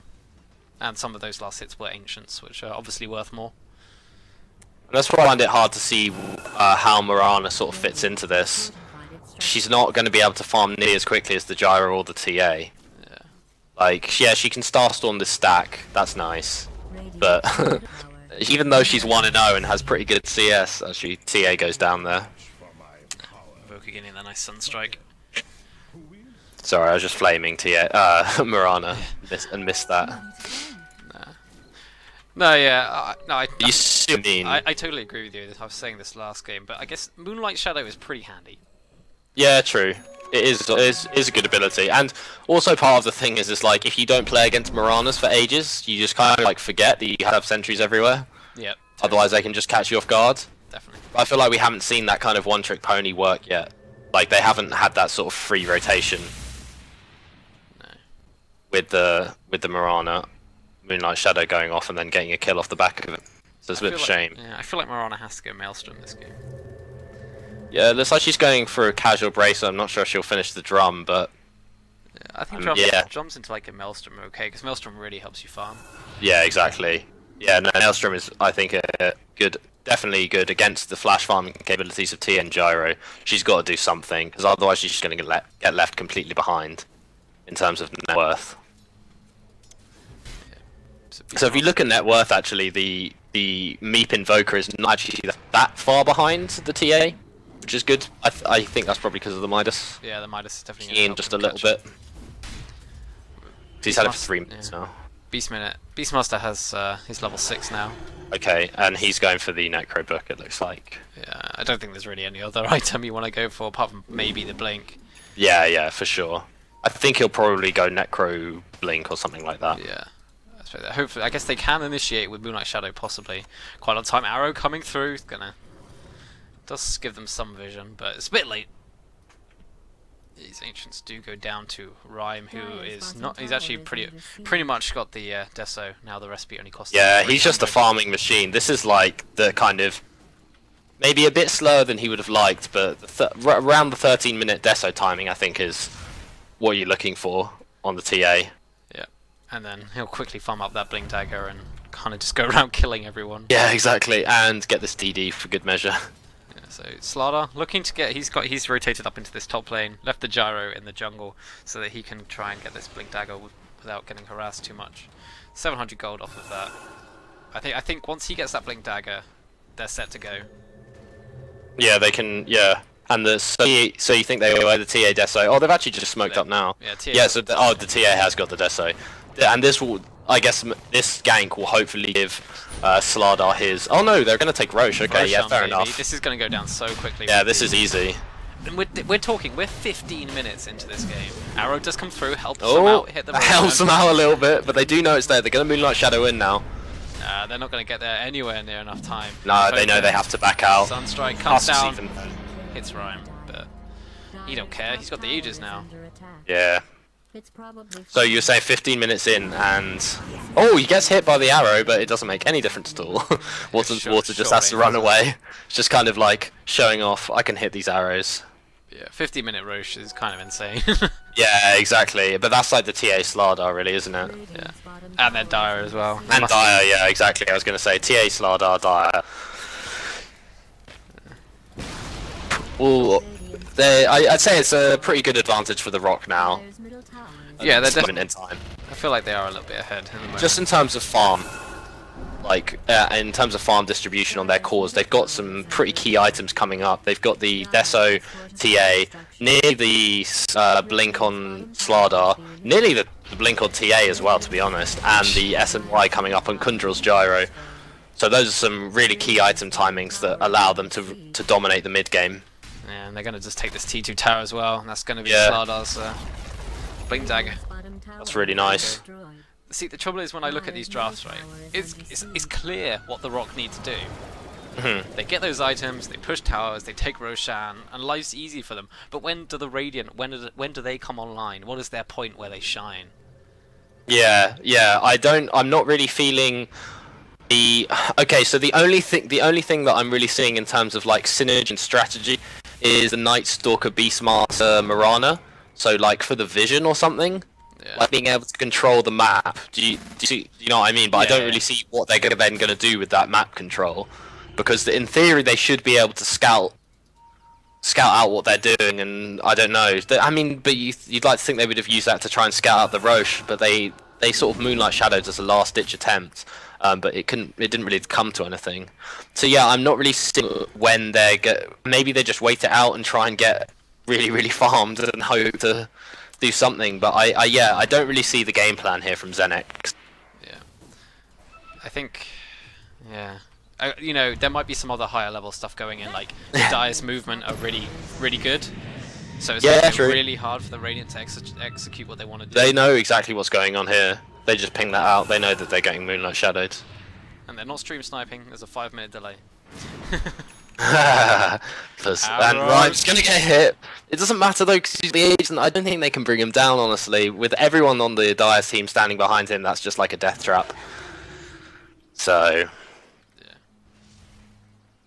I feel okay. So how about when Sudal gets the Necro book up, then they can go for pickoffs.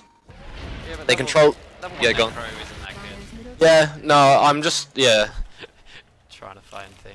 I'm trying. They're gonna have a tough time defending this as well. Remember, there's still the Aegis on TA for another 2 minutes, just under 2 minutes.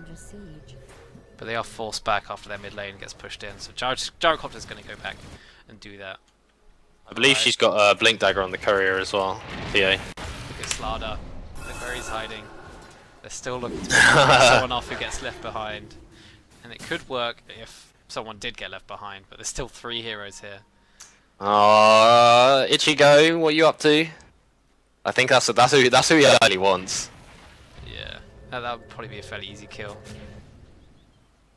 Meet TP's up. He's not going to be able to get anyone. So, Sudal's now got the Necro book up. And I don't know what we're going to be able to see him doing with that. Maybe they can try and pressure some towers.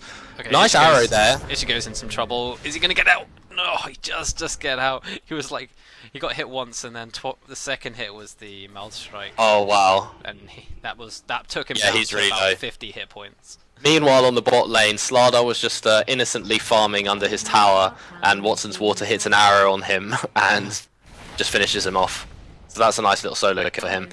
Miranda's going for the... So Watson's Water's going to pick up the Yasha, not the Maelstrom. So again, another farming item, gives you like attack speed and movement speeds, so that's good. Get through the jungle and stuff. I think this is what fine. we've been seeing all game. Is Yeah. going for the Manta style, the Manta. Manta off amp damage, I guess. Yeah, that's it. It's like, yeah, basically. Yeah. In fact, yeah, that is literally the only thing at the moment. There's no like Orchid or anything. I think that's pretty good, really, to be honest. It helps you get out of sticky. Otherwise, have gotten picked off. So you can like Manta out of the amp damage and mitigate a lot of that physical damage, and then leap away and just run. So that's kind of handy. Okay. Aegis goes down, so TA doesn't have that. Didn't even need to use it. There's a trip. I guess they just used it to farm, essentially.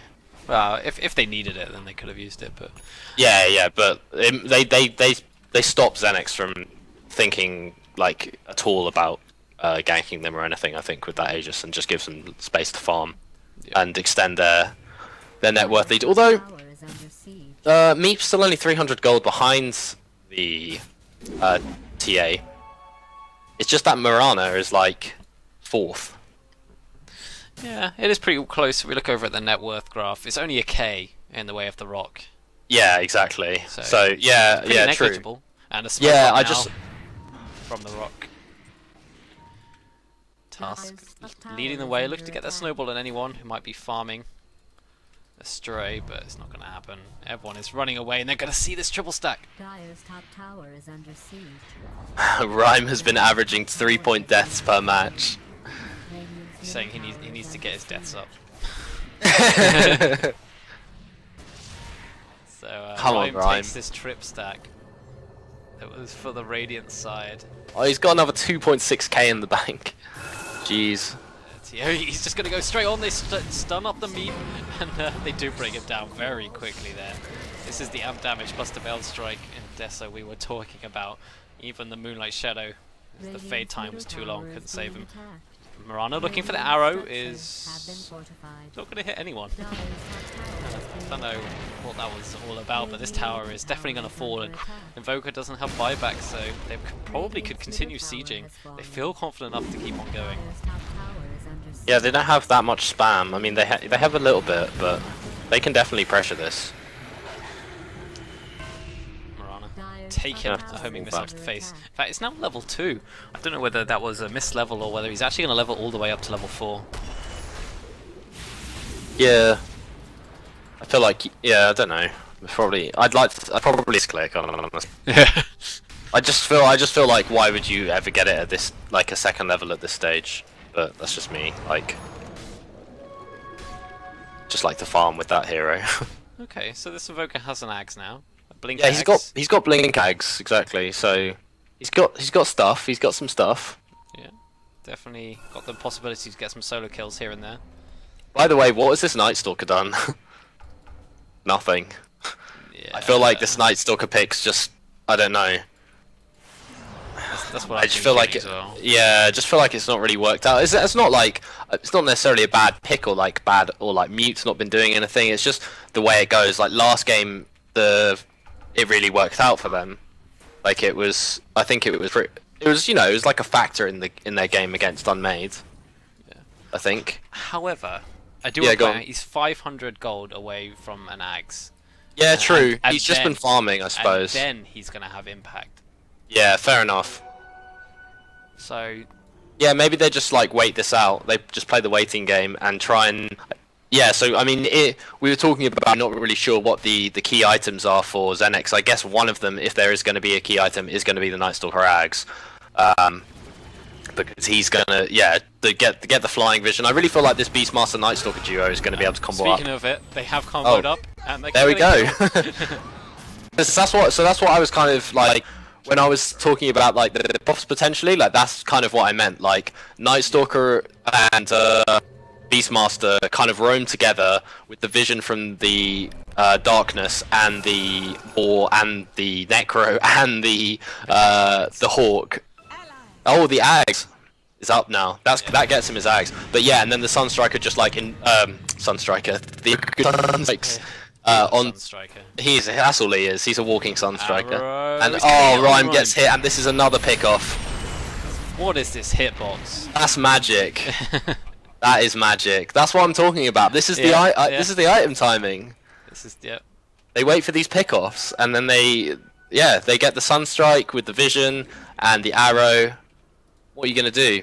Forces them to 5-man essentially. Yeah.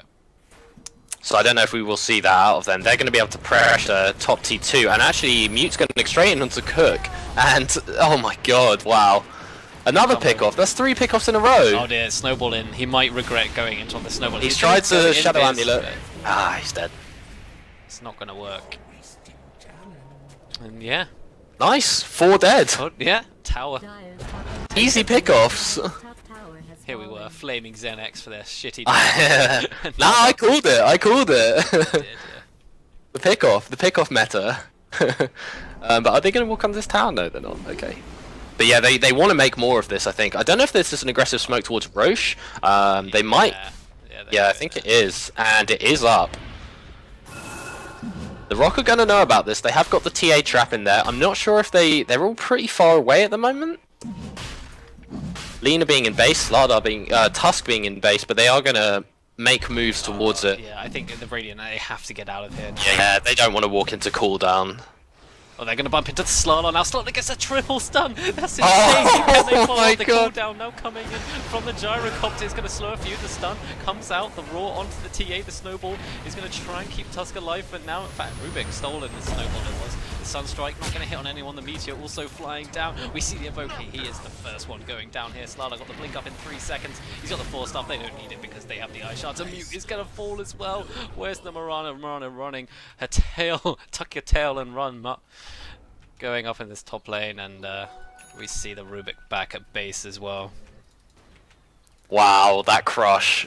That was actually, I think that should have been a team, honestly.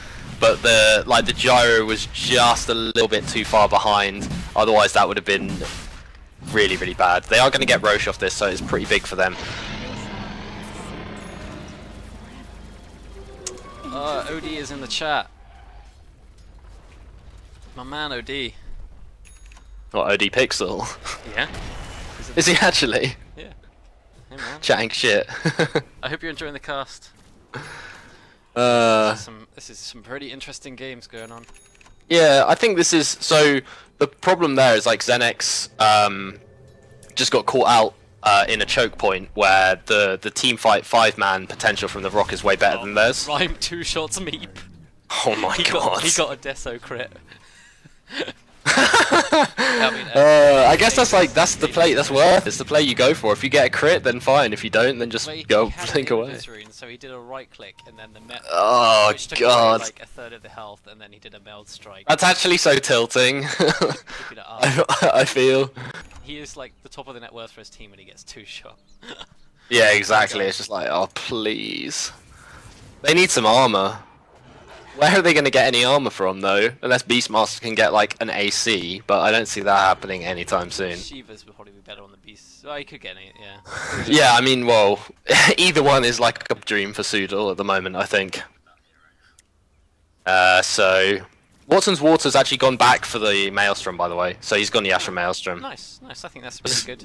Yeah, just going full farm. And I think that's absolutely fine. They split the map. Try not to lose any. Try not to lose many objectives, which they'll have quite a good.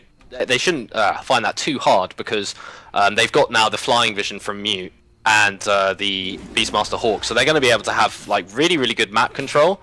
That actually is going to allow Morana to have loads of space to farm. Ideally, I mean, I'm just waiting for me to be proved wrong and him to just like walk into 5 of them. But in theory, has Mute got the gem? By the way, has he got a gem yet? No gem just yet. He doesn't. No, he's not. Gold. Okay, he's not got a gem yet. No one else Maybe is a bit buy one risky for him. as well. Yeah. But I think, at some point he's going to want to pick up the gem and just control the whole map, allow Morana to farm. Because when Morana gets, like, you know, to that 5-6 slot play. She's pretty scary. It does take her a while, but she can right click with the best of them, I think. Yeah, with the new Agi gain. Exactly. Yeah. That's why I think she's like people are trying her out in the new carry role as a Yeah. lane.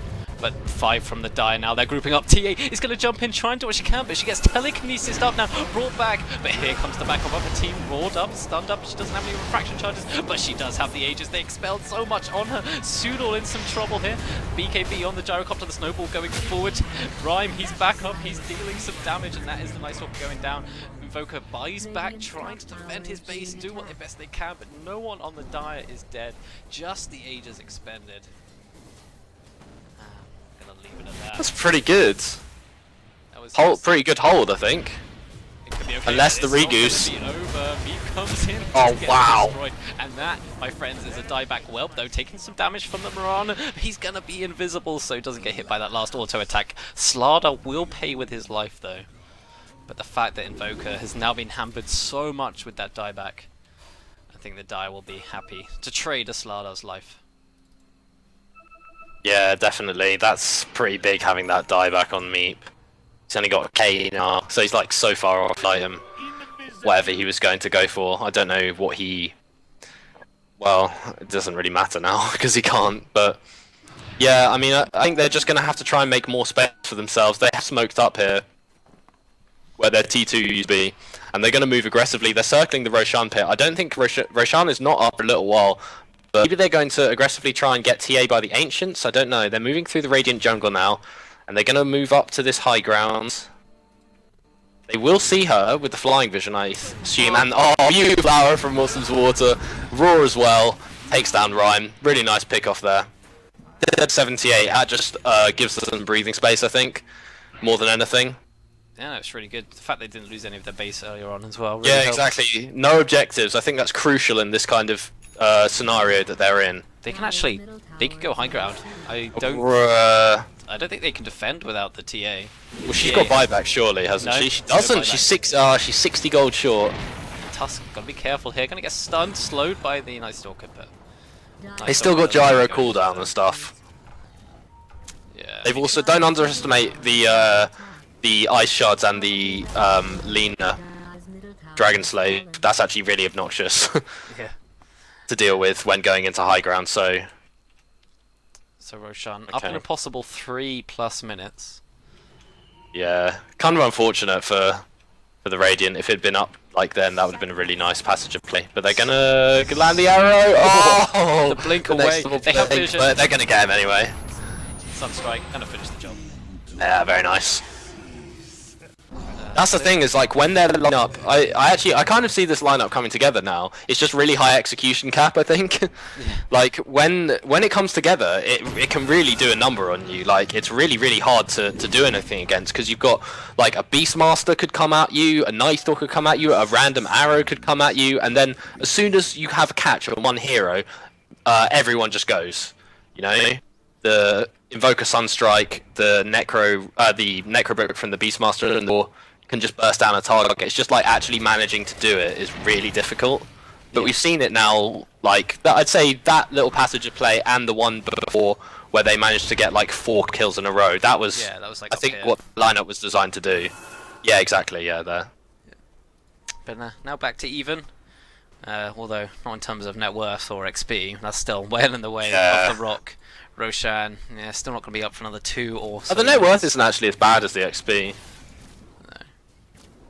And Morons actually got some damage now. She's got the SMY, plus the Maelstrom, the drums as well, plus the DD bottled up. It's definitely worth mentioning. So TA pulls the game. We have another pause. Where's the flame? No flame this time. They're too tired. Yeah, well, fair enough. Too tired to flame. Yeah.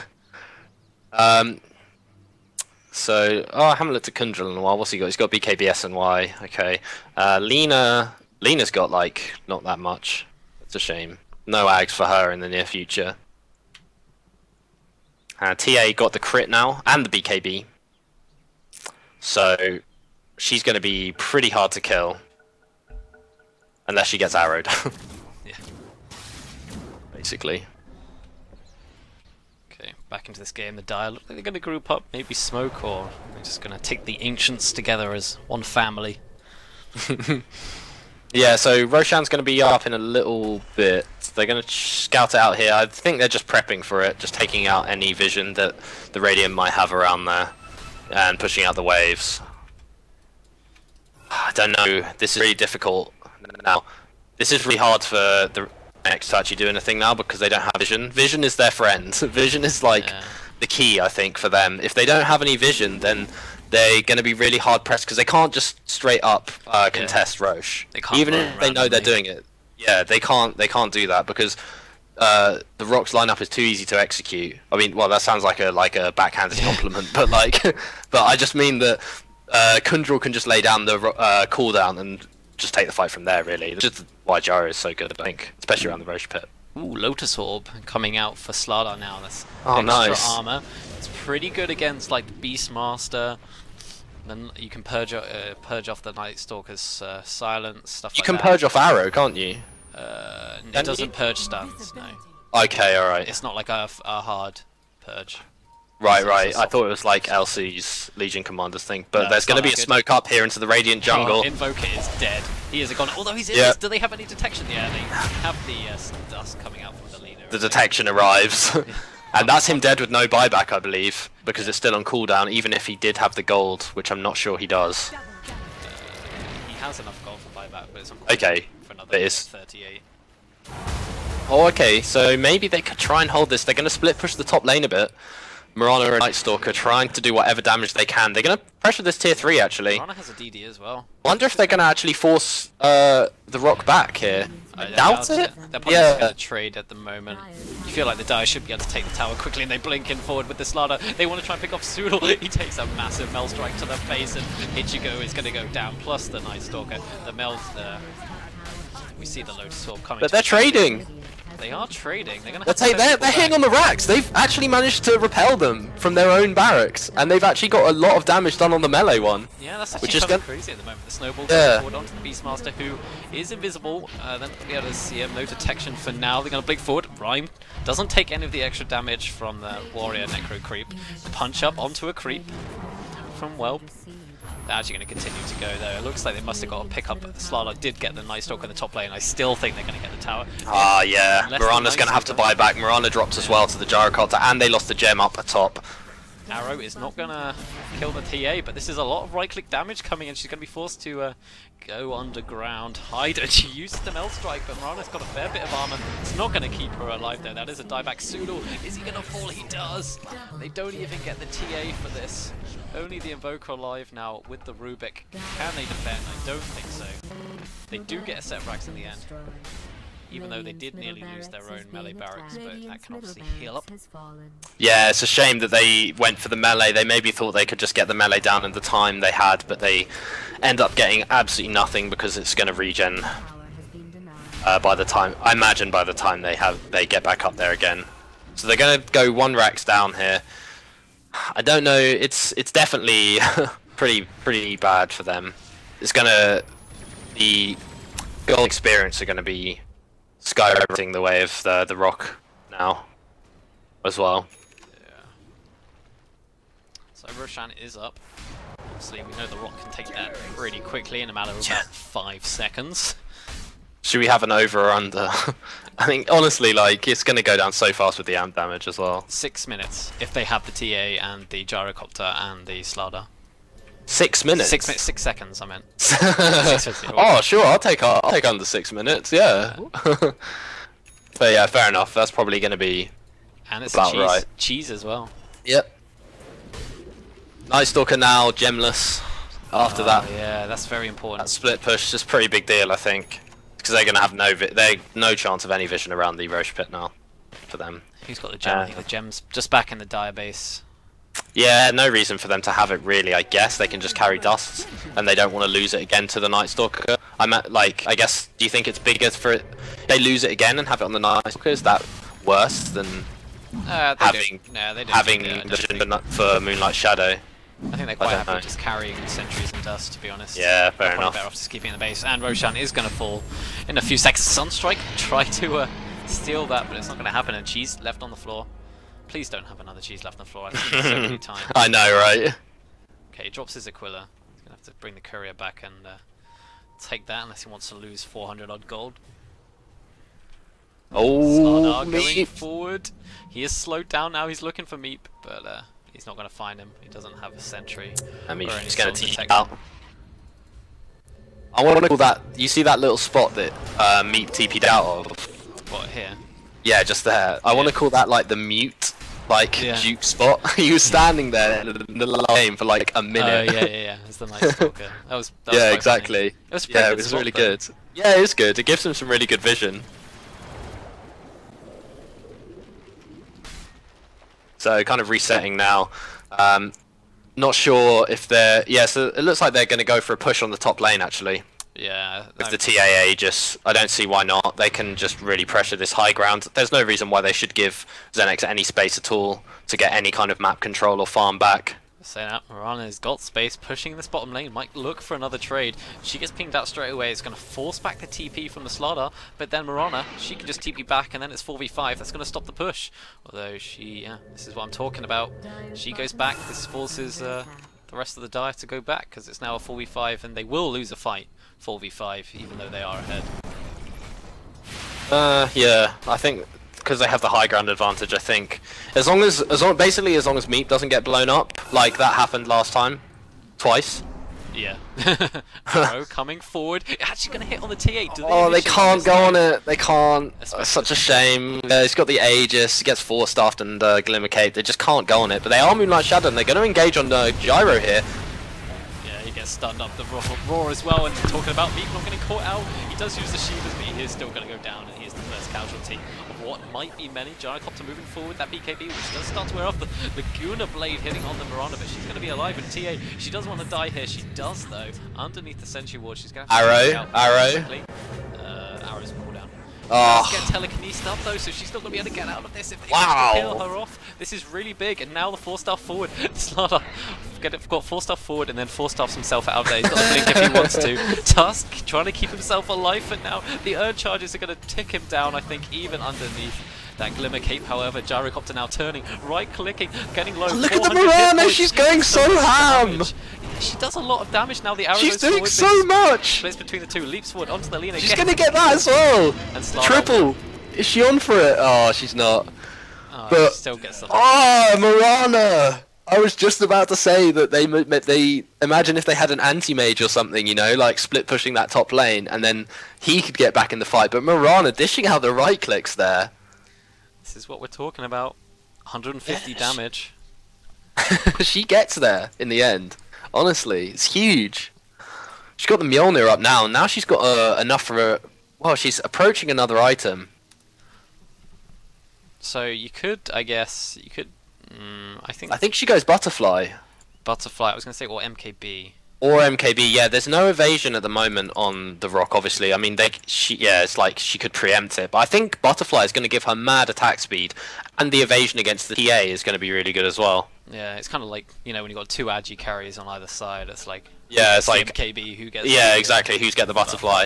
And I think, oh, but actually maybe she doesn't... I just saw that Jero's got a Demon Edge in his inventory. And he's got nearly 3k, so actually maybe she has to not do that. Oh, she's going crit. Okay. She just bought a mini. Pure a damage. mini crit. Not going for BKB. Not going Scardy. He's just going to go for that pure damage crit. Yeah, fair enough. And I think it's the leap gives you the extra attack speed, which is worth. Yeah, noting. true. And obviously we were talking about earlier the Agi gain with the Mjolnir as well. She's got plenty of attack speed.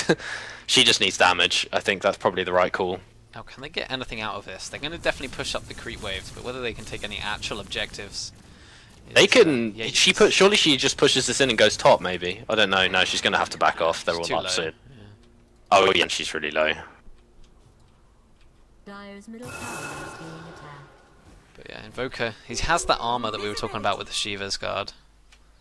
That's another thing we could have seen. Yeah, so he's Morana going go for the armor. AC. Okay. I think they need an AC though still. Yeah, definitely. I like that the Night Stalker went Vlad's. That's extra bit of attack damage. Yeah, and that's really armor. good. Beastmaster could still go for like an AC. He's got 2k on him now. I think he has to. I wonder if he just goes for a plate mail now. Casual play. He has got a safe. He's got a safe for buyback though. At this stage. But yeah, as it gets later, they can get more items up and really think about how they're going to counter the Rock lineup. So getting that AC is going to be really helpful. Rubik gets a Solar Crest as well, so they go. Yeah, they know they need to get some kind of armor, some kind of evasion, just to mitigate the huge physical DPS that's going to come out of the Rock. Yeah, that sounds such a weird sentence to say. From the Rock, dealing out massive physical DPS in the ring. Yeah, WWE. Yeah, exactly. Farming arrow. Not sure if that was intentional. But she's got the crit, another K on her as well.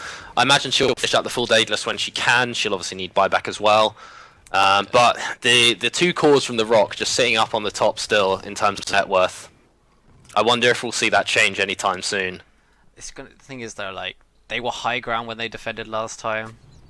If they step outside of their base and try and take a fight, how well will it go?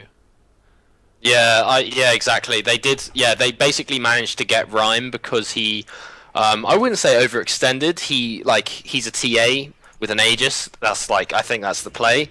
You have to like zone everyone out so people can go and hit the tower, try and get those big crits and annihilate, delete heroes. But yeah.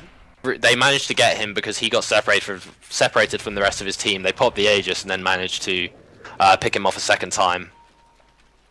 You're right, I'm not sure if that's going to be able to happen outside of the Radiant base. I guess, well, time will only tell. But actually, yeah, Moroni's got the alacrity as well. She's hitting hard. Look at that, 600. She's hitting real fast. I feel like I'm rooting for this Marana. Yeah, I want Prove me wrong. To work out. Yeah. I feel like she's the underdog. Yeah. She's the Dota 2 underdog in the carry role, at least. Yeah. She could do it. Go on, Marana. Go on, Marana. That's another gem for the Night Stalker, so map hacks. Okay, that's good. Map hacks incoming. Map hacks. Yeah, that's really good. So now this like puts them back kind of into the position before he lost the gem. I know there are racks down, so it's not entirely the same, but in terms of map control and vision, it's going to put them back where they were before. So they're going to go up here. They're probably going to be able to scale out this ward, hopefully. No, Mute's just going to run away. Never mind. But again, they've got no vision around the Roche pit. Which is a pretty important factor, I think, in this game. Just with the TA and the Slardar managing to take it so early on. TA is actually picked up casual Yasha.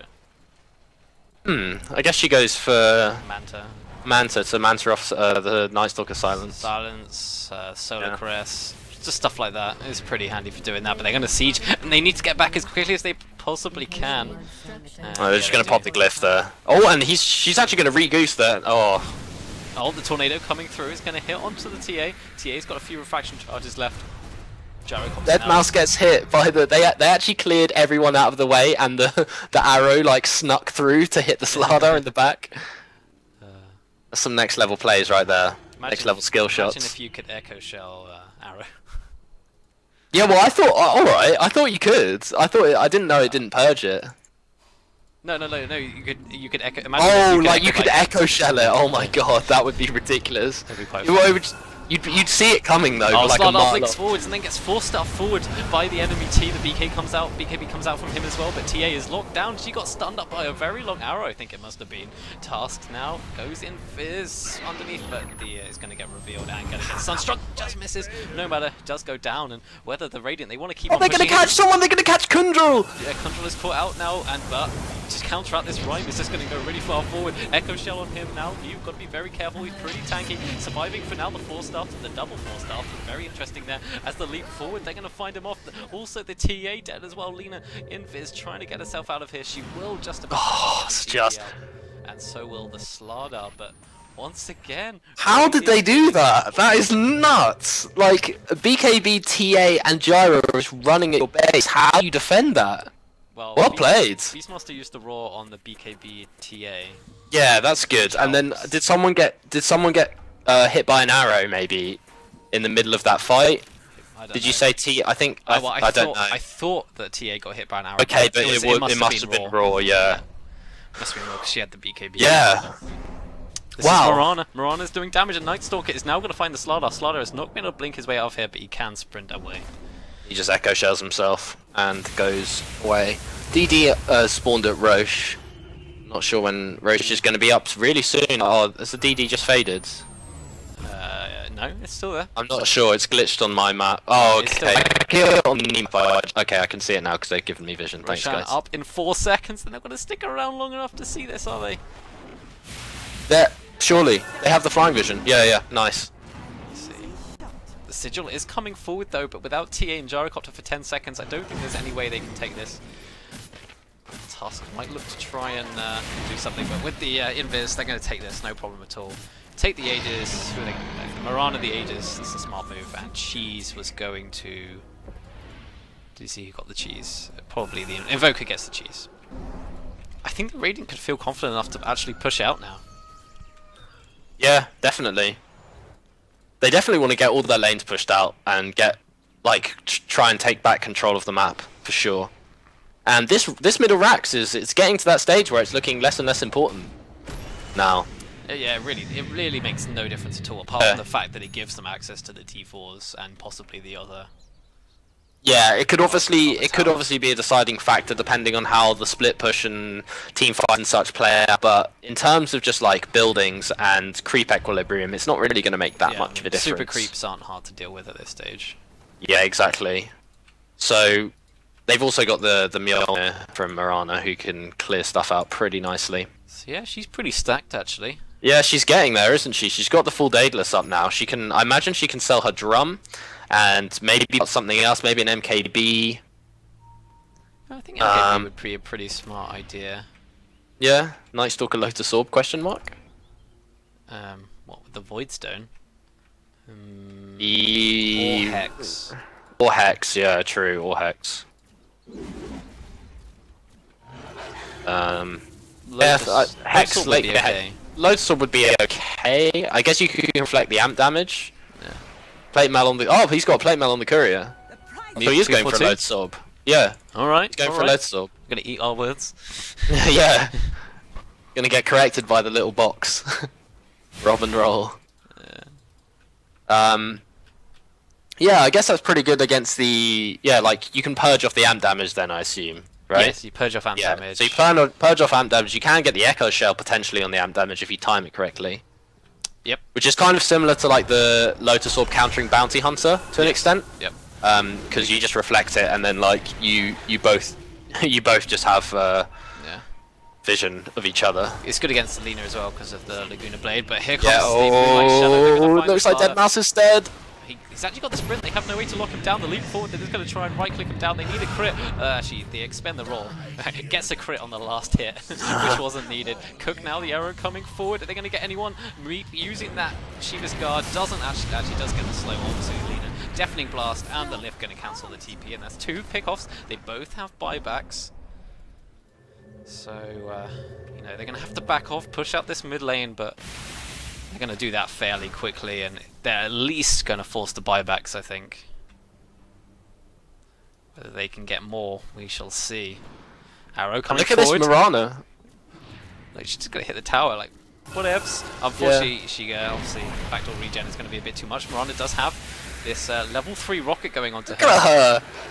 Look at her with that alacrity, though. She's just, like, going ham. She's a beast. She's still got the Aegis for another... just under. She gonna hit an arrow? Oh, Kundral gets caught again! But they're focusing the barracks. Okay, yeah. Exactly that's still really good. He can't get cooldown yet. Okay.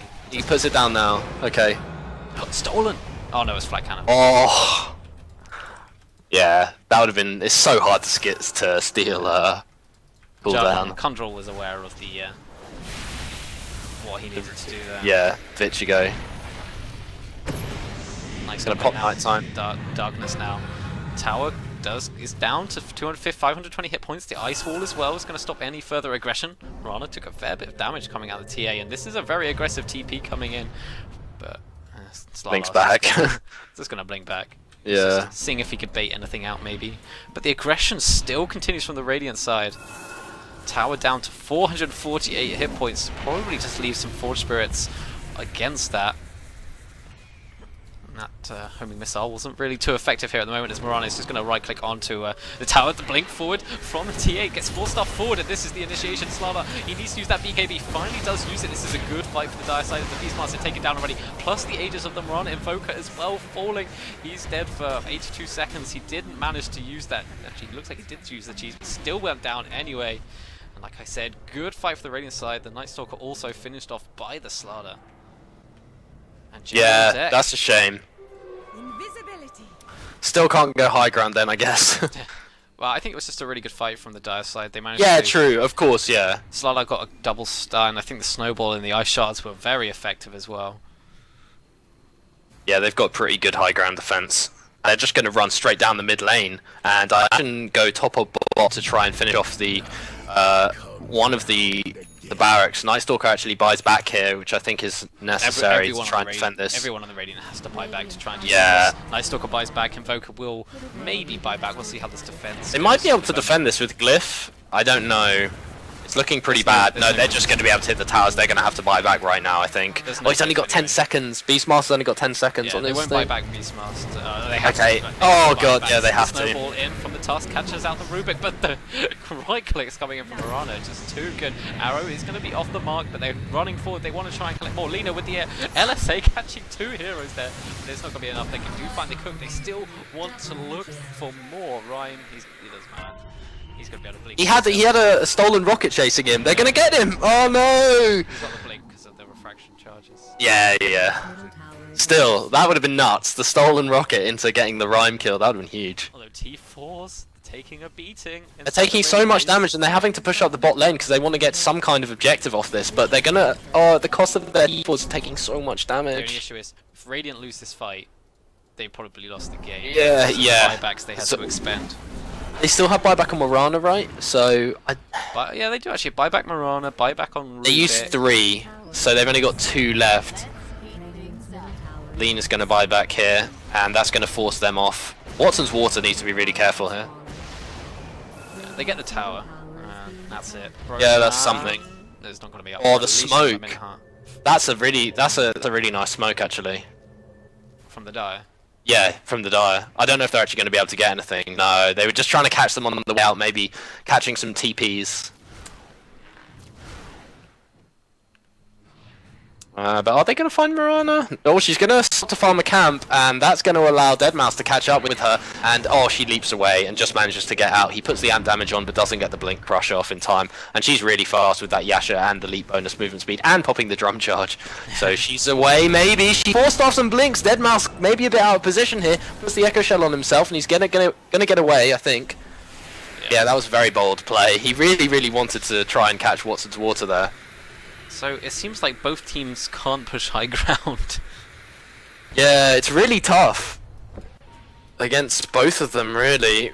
Like I think the tornado is really big from me, honestly, in like controlling the high grounds. I don't know if you can see me drawing on the map, but like this. Yeah, sort I of can. area. Yeah, like here, just like because that's where they're gonna stand. Exactly, they're gonna stand just like round here, trying to hit the racks. So they can position themselves all they like, but that tornado is going to zone them or something to an extent. Throughout this game, I've been seeing some very interesting aggressive 4-staffs. Yeah. So I was actually going to like make a joke about that. I think Whelp 4-staffed Slardar in.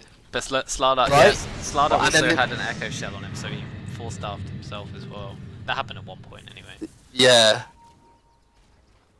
So he was like, "Go in, my friend." Yeah. Anyway, the butterfly. He didn't want to have anything. Butterfly is complete for TA, so I think this is going to force the Morana into an MKB. Yeah.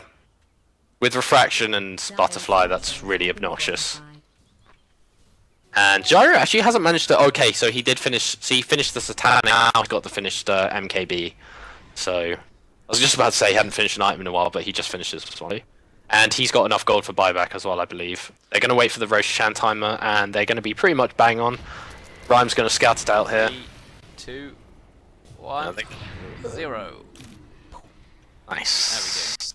There we go. They're going to see this, and they're going to look to try and take it, but it could be dangerous. The Radiant is their darkness. No darkness for 26 seconds, actually, so...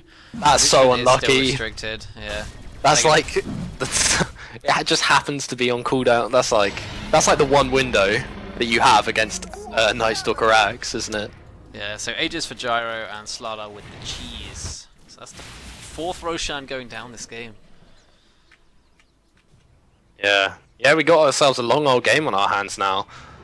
Props to XENEX, I think, really on it, managing to extend the game this long. Yeah, I honestly thought They had this game. Yeah, yeah, they had a pretty disastrous early game, and I didn't see what was going to be able to stop Rhyme and Co. just being able to force down barracks. Yeah, but Looks like they're going to smoke up behind Rhyme refresher here. for Meep. This could be huge. Oh Double wow! Shivers, double bunch of spells. Oh no! What was that?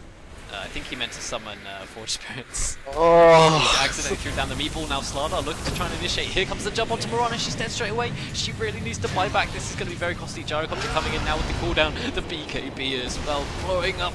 They get rid of the Rubik. Rubik buying back straight away. The snowball from well, he's in trouble right inside the base now, and they're going to get chased after. Meep gets a good tornado catching out just Condor at the moment. The Sunstrike coming down as well. They right click him down. Meep 242 in some trouble, taking some right clicks from the TA.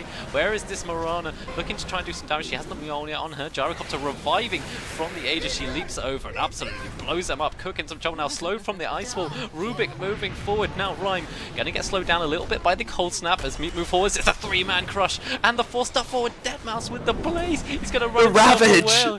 It was a Ravage, yes. Is he? Okay, he's going to sacrifice his life so that the TA can make sure Oh, to the get out. cheese! He's got BKB! Oh, he's got the cheese and he's going to fight. He's just gonna go ham! Mew goes out, and now TA fighting up where she can, trying to right-click people down, but she gets hit by an arrow. Gyrocopter The buyback, right-clicks Rockson. Okay, they got to back up. The Radiant really needs to get out of here, especially Oh my now the God. Gyro's back in. They want to end this now. The Ancient is going under attack. Oh, they've lost the 3,700. T4s. Is under I think this might be the final stand from XENEX. They can do it. They really can. Such a valiant effort, but I think they can end now.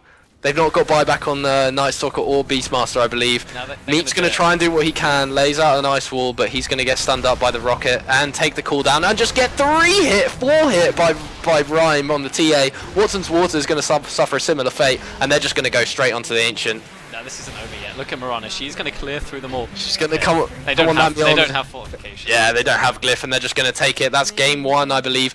Good game, well played.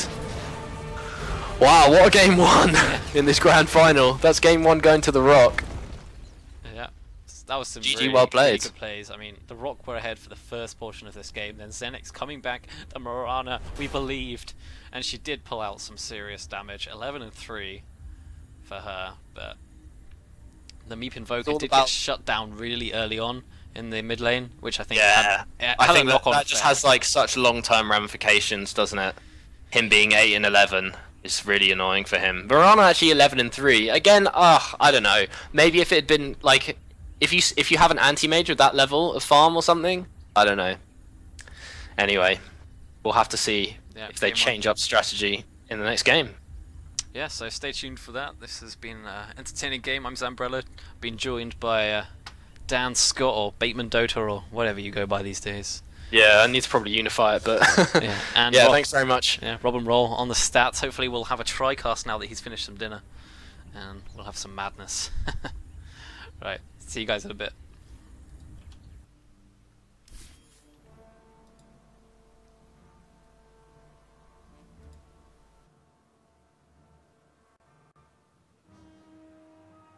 That was good, wasn't it?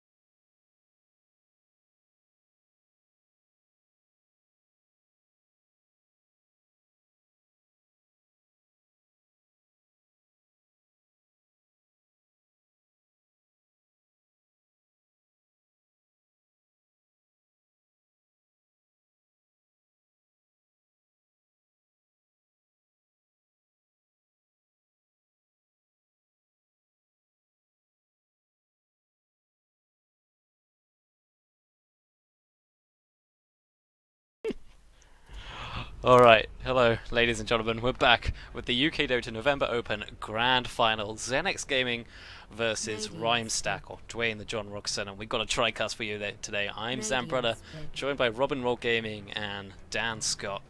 How are we doing, lads? Good, glad to be back, glad to have had a bit of food inside me, and I'm ready to go for this, hopefully the full best of three. Watching that XENEX Gaming, just pushing that match to the limits, I think what really should have been over within the first, let's say, 25 minutes, they really found a way to extend that once the Axiom Scepter came out from the Night Stalker, and the combination with the Beastmaster, with the Raw, with then the right clicks and the Void, the silences from the Night Stalker, really being able to find a lot of pickoffs. It was only when the team started grouping together as five that they did seem to extend the team fights, but they never really looked like they were going to win the match, especially when they went racks down as well. Yeah, I agree. It was pretty hard, I think, after taking such a beating in the early game, especially as Zambrella was mentioning, like Meep just being kind of shut down at mid. It's really hard to recover from that, especially as an invoker. But I'm hoping as well for the full best of 3 series. Hopefully XENEX can bounce back here in game 2. I think they've got it in them for sure.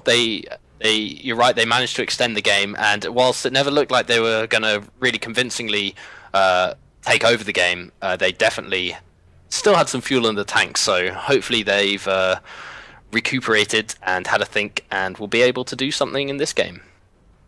Yeah, we see the Slardar ban. No one wants to deal with that. Knowing that XENEX Gaming had the first pick, they didn't want to give that away. I have a question. Just watching that match, it probably won't be picked up again now, but the Night Stalker, how effective do you think he is in the position 4 compared to how effective he could be in the position 3 role? I think so. Oh, go on. No, I was just saying, that is a very good question. One I'll have to ponder. So I think that he kind of like ends up fulfilling a similar role if the game goes late enough. Depending obviously on the starter he has, he can get up like big DPS items like Basher and stuff, which will turn him into like a semi right click carry in the 3 role. But I feel like he's basically there. He's like Silencer in a way. Like in the 4 position, he's basically there for his ultimate, which is like I don't know how. It just depends how much you rate the ultimate as having game impact. I think for what they were trying to do, it was pretty good, because they were trying to control lots of the vision of the map, and having Night Stalker there is pretty essential. But yeah, it obviously doesn't provide any damage or anything, so it's difficult. But that's just my take. Yeah, personally looking at it, I think he's better in the off-lane role. I say this every time he either gets picked up or banned, but I think it's more about the early game, getting towards that second night. When you see him in the position 4 role, the second night comes around and he's still only level 2 or 3, whereas if you play him in that position 3 in the off-lane, he can get to at least, he can get level 6, level 7 maybe, and that's when he really starts to snowball. But being played into the position 4, it really doesn't suit his strengths, because he's not item dependent for the first couple of nights, but as long as he has a decent amount of points in Void, Hunter of the Night as well, then he is going to be able to find the pickups, especially onto the supports. So I think it's a bit of a wasted role that way going into the position 4. I think it'd be more suited in playing in the position 3, playing on that offlane, and then maybe substituting in something like the Earthshaker or the Dazzle if it's not already been picked up, which in case this match it is actually banned through. Yeah. I think one thing I'll just add to that, sorry, just quickly, is I think it's actually okay as a 4 position if you get Midas. I think that actually makes a really big difference personally, but yeah, go on. I was gonna say, onto this draft, we actually sorry. we have an Ember Spirit this game. I haven't seen him for a few games. Yeah. He's actually been picked up. It's gonna be Rhyme Ember Spirit maybe? Most I don't know. probably. I think yeah, it could be safe lane or mid, I suppose. And both teams looking pretty strong at the moment. Immediately though, I look at the Radiant side, and they've just got so many scary heroes. You go Winter Wyvern, and you're like, Undying. Oh shit, that's scary early game. Ember Spirit, so potent throughout the whole game, and Lich as well. And then you look at XENEX, you're like, Darkseer, if he gets a good ultimate off, it's good. Ancient Apparition very much relies on him getting to that level 6. And Rubik as well, he needs to steal those spells to be super effective. Yeah, I think for the Radiant, for Dwayne, I'm not even going to say it, for Rhymestack, The Winter Wyvern ties that all together with the Winter's Curse because it's going to keep. And again, I'll harp on about it every time because it's such a good spell that you can keep them while you drop the Tombstone, while you have the Sleight of Fist, while you have the Chain Frost going, while you have this Flame Guard, while you have the Decades going. You know, there's so many spells you can stack up with just the one spell, and that's what makes Winter Wyvern one of the top picks, is just because she synergizes with so many heroes. Yeah. We see the Juggernaut pick up for XENEX Gaming. So we've got the Rubik lift into the Ancient Apparition Cold Feet. Couple that with the Juggernaut spin, and whoever's going to get caught in this off lane, probably the Undying, is actually going to have a bit of a trouble. Saying that, it's probably going to be an Undying Lich dual off lane. I would that's what, to me, that's what it looks like as well. This is reminiscent of the match, actually, where we saw this come with the Ancient Apparition Rubik Juggernaut, where the Undying just couldn't stop feeding for the first 15, 16 minutes of the match. I think he fed away something like 6 or 7 kills just because he kept overextending, getting caught in the cold feet as well as the telekinesis. Yeah, if he has the Lich there to support him, he can kind of they can sacrifice the lane, the creep, and bring the lane back a bit towards the tower, so maybe he won't have to be placed so far up. Because if he gets caught, like, just a little bit out of position, as you said, like, he gets lifted, cold feet, into spin, and he's just pretty much dead because he has no escape mechanism. He can drop Tombstone, but that doesn't really do anything. Yeah, at that point, I think you're just feeding away the Tombstone gold as well. Yeah, exactly, yeah. So both teams now looking for their mid-heroes, or what we'd expect to be mid-heroes, I think. So I think this is Ender safe, yeah, okay. Yeah. Yeah, I think that's pretty good. I like this Juggernaut and AA pickup because you can get you don't get countered basically. Like I think the one big aspect of Juggernaut that is like maybe underrated, sorry, is the healing ward. Yeah, so good at sieging. It's actually really, really good at sieging. So I don't know if they want some. They're going to go for it's Dwayne the John Rockson's pick now. So yeah, probably looking for some kind of mid hero. Queen of Pain banned out, Invoker banned out, TA banned out, Shadow Fiend banned out. Yeah, pretty much.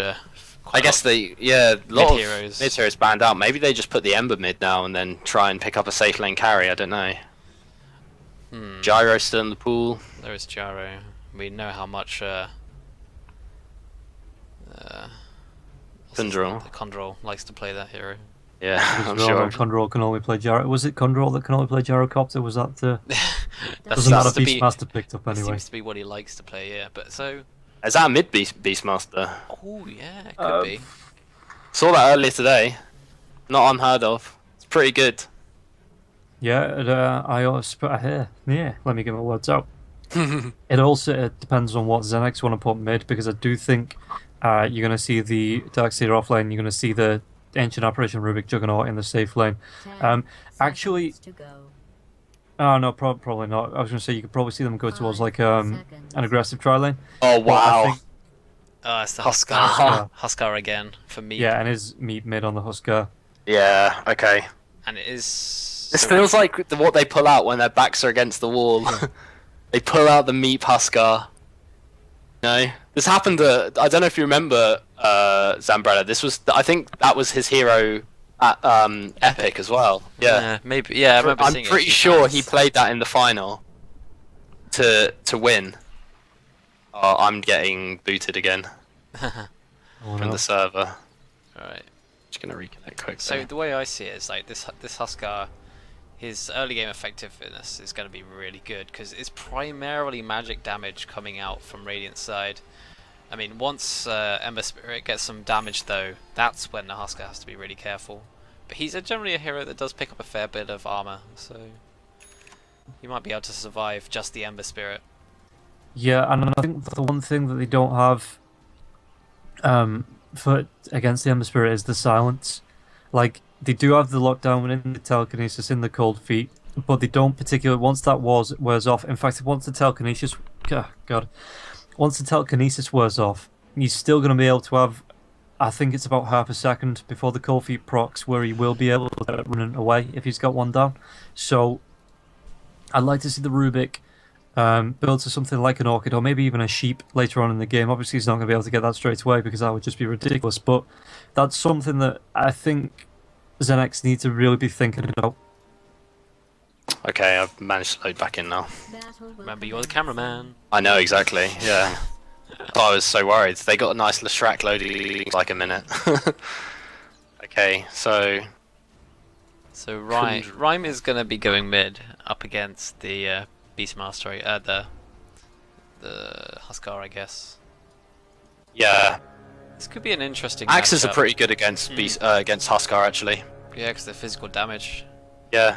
So he's got like actually he's pretty good against Huskar in general. When it's Necro 3, he roars and then pops a Necro 3. That's all physical damage. Well, I mean he should get his Necro 3 in pretty good time as well. Yeah, exactly, because he's mid. So he can actually like attempt to try and pick off that Huskar maybe with a +1. I don't think he can. I don't know. Maybe he can, and maybe I've seen Beastmasters, you know, burst heroes down in the time that in the raw duration. Oh sorry. yeah, definitely, yeah. Yeah. Especially if So- you've got Max in a Beast, your Necro units hit so fast. Yeah, exactly. So I think that's actually good. This might not be. Maybe this is not the Huskar game, but we'll have to see. And we've actually got dual lanes coming out for now. Ancient Apparition moving down to this bot lane to help out Sudal. He's going to take some right clicks from the Arctic Burn. It's going to do like half his health. Well, not quite. About a quarter, but still plenty. And then we got Lich helping out the Undying for the Rock. And we have a pause. And we have our first pause. Just to, you know, Lag. It wouldn't be a UK game without a pause. exactly.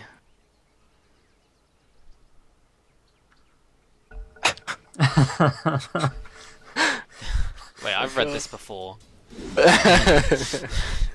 Okay, so we are seeing the Undying Lich dual lane coming up at the top, and that's going to try and pressure this Juggernaut's farm. Yeah, Not sure if they'll, not sure if any kills will happen up here. Actually, I imagine that Lich and Undying will probably go for it. Just depends if they can get the counter initiation with the Rubik lift. Yeah, I'd be very surprised actually if Juggernaut and Rubik can get a kill without help from the AA that is actually now rotating up to the top lane. It's going to leave the Darkseer on his own. He's level 2 though, so... Yeah, I think he Has just that maybe went surge. down there to help him get his level 2. Just so he doesn't, just so he can surge away from the Arctic Burn. Yeah. Otherwise, he could go there. So now if they can combo up correctly, but the thing is, playing against the Lich, the creep wave is always going to be underneath the Radiance Tower unless they can get a pull off, which the Rubik is doing now. But it's going to, like, the timing to try and get the kill off is going to be really hard because the creep wave is constantly going to be pushing towards the Radiant Tower. So that's always going to make it hard.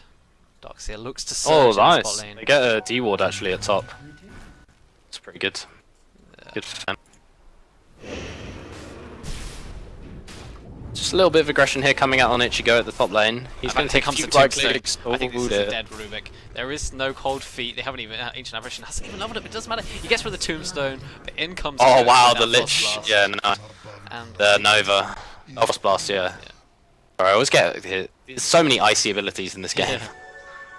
That's obviously the first blood going the way of the Rock. Remember, if they win this game, Oh, they are your Huskar! Huskar champions. just died to Rhyme.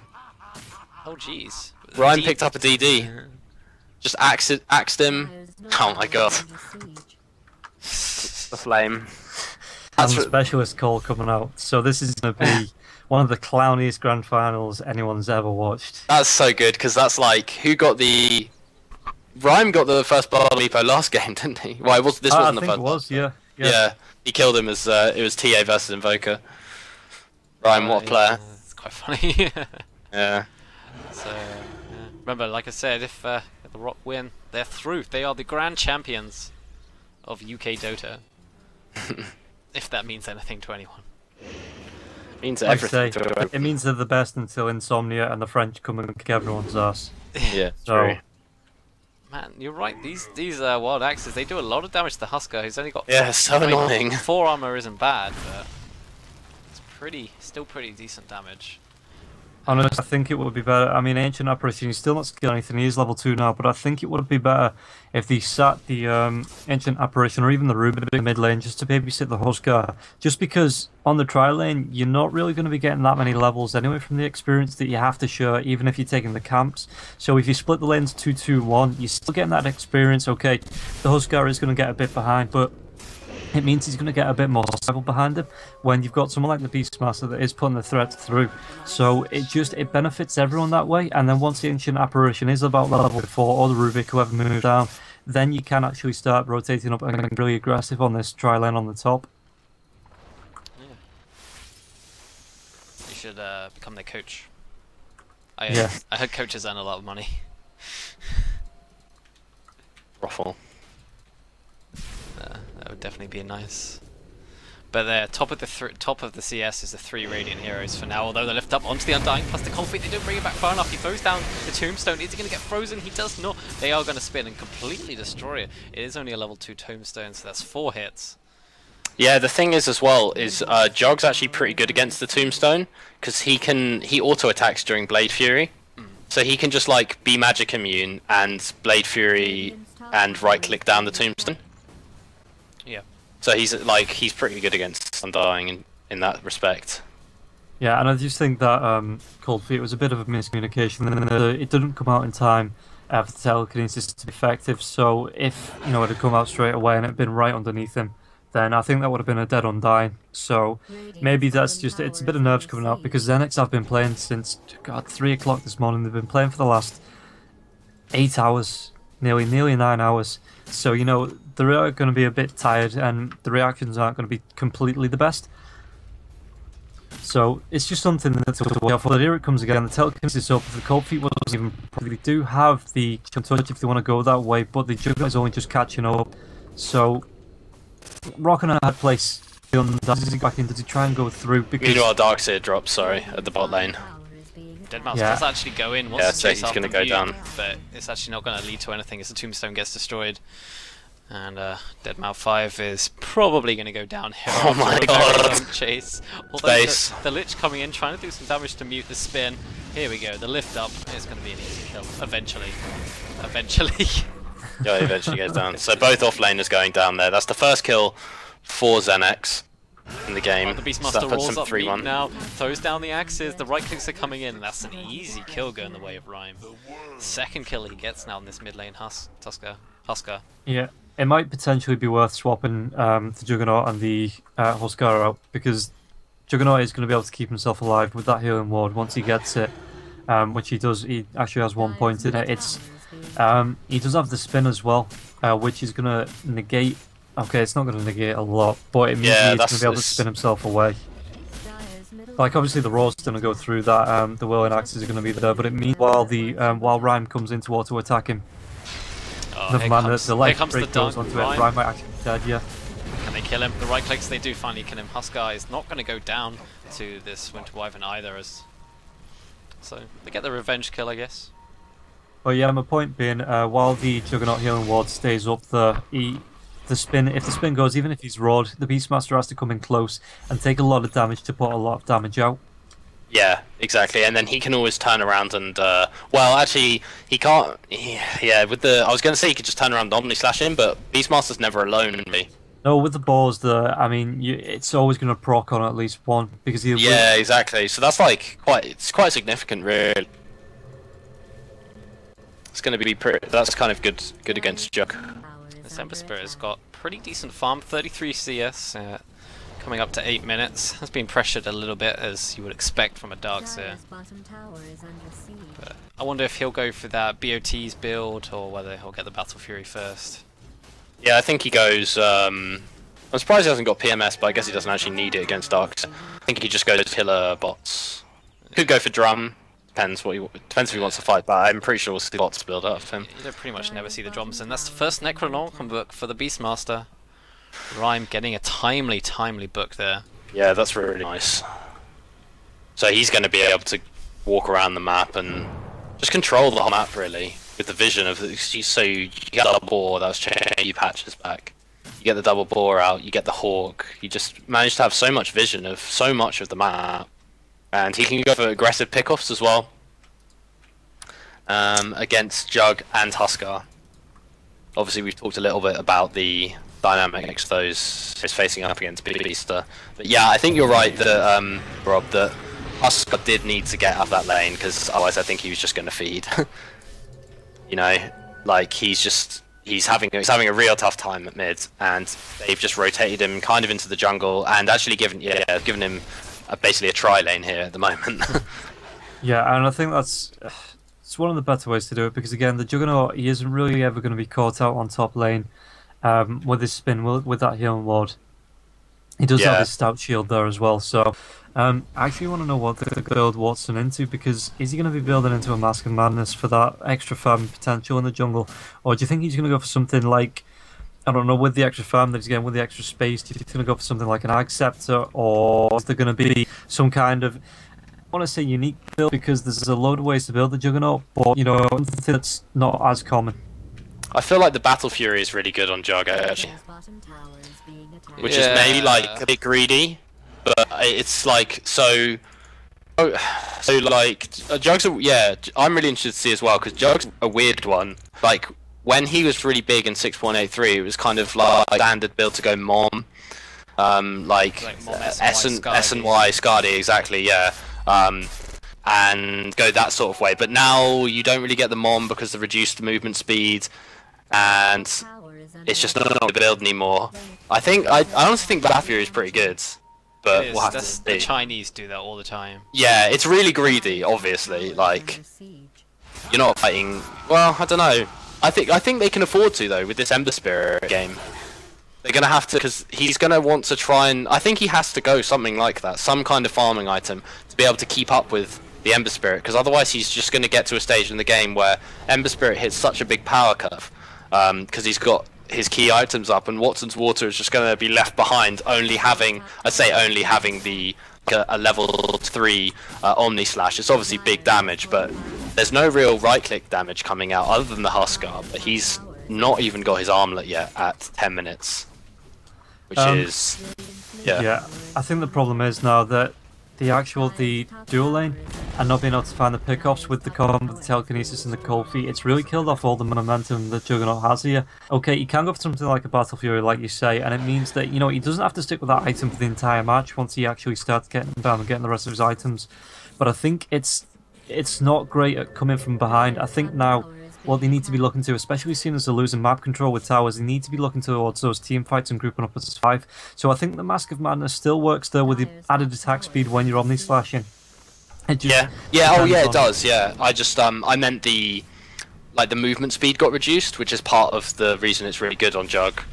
Yeah, another thing you sometimes see the Jug go for, because of the reduced range on that Omni Slash, is actually the Blink Dagger. Yeah. Now, it's not a definite, he will go Blink Dagger every time, but it is something that they choose to go for just to close the gap, and it also means that if you do get an Omni Slash off, say you get an Omni Slash off without needing to use the Blink, and then 3 heroes converge on you, if you can get that Blink Dagger off before the rest of the team try to gank you, then you're automatically coming out with an advantage, because you're being able to find these pickoffs. Speaking of the Omni Slash onto the Beastmaster and just outside of the mid lane. He's going to be able to get him. The Surge, the synergy, really good work there from the Surge Iron Shell, really good synergy. Iron Shell spin. Yeah, Giant Spin, really good, and that's so unfortunate. That's like the one time Beastmaster doesn't have any of his squad with him. Yeah. You know, like he gets Omni Slash there. I was saying that I feel like he's always just have stuff to be able to pop. I don't know why he could have popped the Necro Booker and the board to maybe to get some of the damage, but maybe just to his fate. I'm panicking. Yeah, exactly. I don't know. I think he may. I don't know. I think he probably should have. I mean, what level is? Done, but... Yeah, there's only a level 1 Omni Slash. I think he might have survived to get the turnaround with the Raw. I don't know. Anyway, level 2 Necro Book now for the Beastmaster. And a smoke. Well, clearly. Yeah, shows so he's gonna. He wants to be aggressive. He wants revenge. He want to find Meep, I think. Where did he just TP? Yeah, he TP'd top. He's gonna want to get the Jug. He knows Omni Slash is down. I will kill you. Throws out the Hawk, trying to get some vision here, but just looking for anyone he can solo. Is he just gonna give up though? Yeah, he's just gonna farm. Yeah. I think he should have maybe tried a bit harder for that. Clearly didn't want revenge too much. Yeah, he actually wouldn't have got anything, because Jug backed off and Meep left the jungle to go mid. Yeah, has Jug picked up anything? He's got 2k. I honestly think he's having the same issue. Yeah. Like, what do you build on Jug? There's so many ways to go. Maybe he does have something in mind, and he's just saving for it. But I think he's just trying to consider his options here, especially as being I'd say that it's not a huge disadvantage, but they're slightly behind, and it's really tricky to build Jug from behind. When in doubt, S and Y. Yeah, I agree. Honestly, yeah, I think that's a good shout. Tank up, it gives you a bit of everything. It looks like you're right. It looks like it is going to be the Battle of Fury. He does have the person on the courier. Oh, okay, yeah. So, yeah, I just think that's kind of the way you build Jug these days. Like whether it is the optimal build or it's just kind of like trendy. I feel it like is actually a very old school build. Yeah, it's really old school. It's a very much throwback to when he was like 2013. Yeah, like when he was like position 1 and almost like similar to an anti, like you give him position 1 farm and you get that Battle Fury up and. Meanwhile, the top lane, the Hourglass does go into the Beastmaster, but the life break doesn't come out from the Husker. I think actually with those burning spears, there is backup coming out, whether he knew about this or not.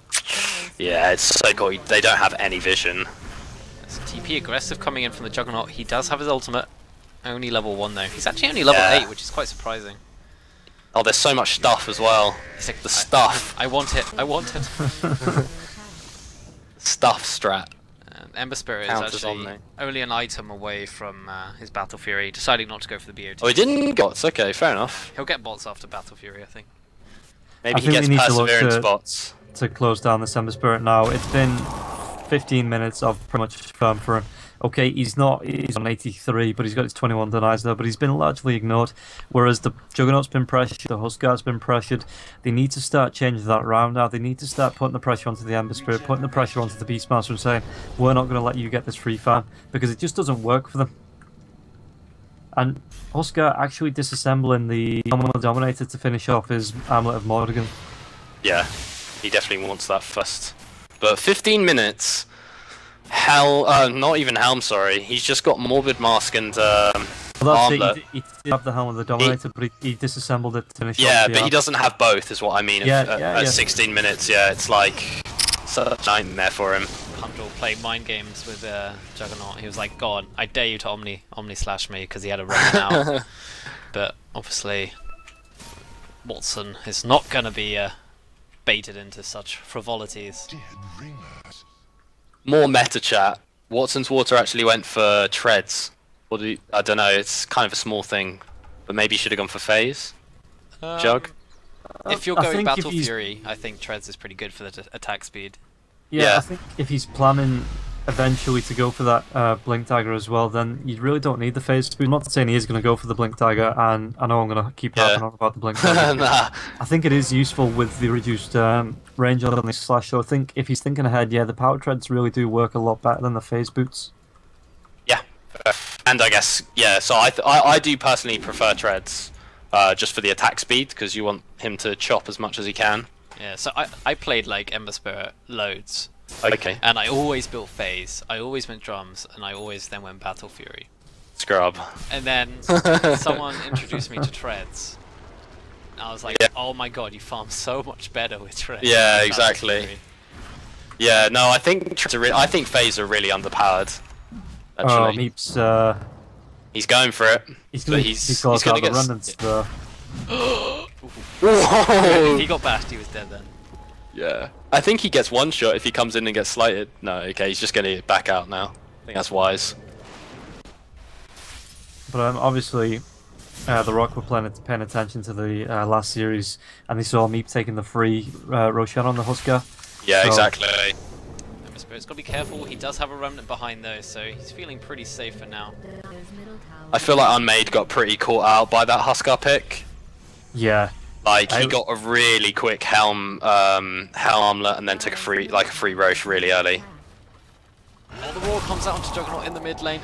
Wyvern is there with the curse if they want to do it, but Beastmaster didn't really seem to be paying too much attention. I think it was microing. Oh no! Ooh. He kills the Necronomicon Warrior and kills himself. Oh. That was a mistake. Oh. Yeah, that was a mistake. Undying goes down. Huskar goes down. Oh no. That's really bad. Huskar goes down meanwhile in the bot lane to Undying. Tombstone got dropped and he gets jumped on by Kundrel. So the Rock, Rhyme Stacker, getting ahead here from a mistake plus a kill. Yeah. It just feels it's slipping away. I'm looking forward to watching chat when that happens in 5 minutes. Yeah.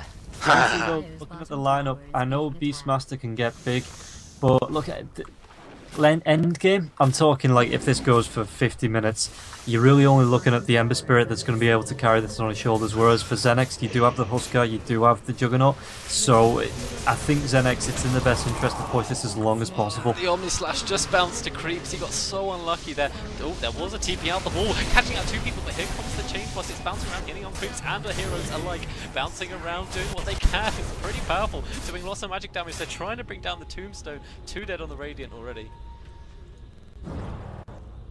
Nice fight there from XENEX. Even though they ate so many Chain Frost bounces, now they're going to be able to maybe, with the Healing Ward as well, try and get this Roshan down.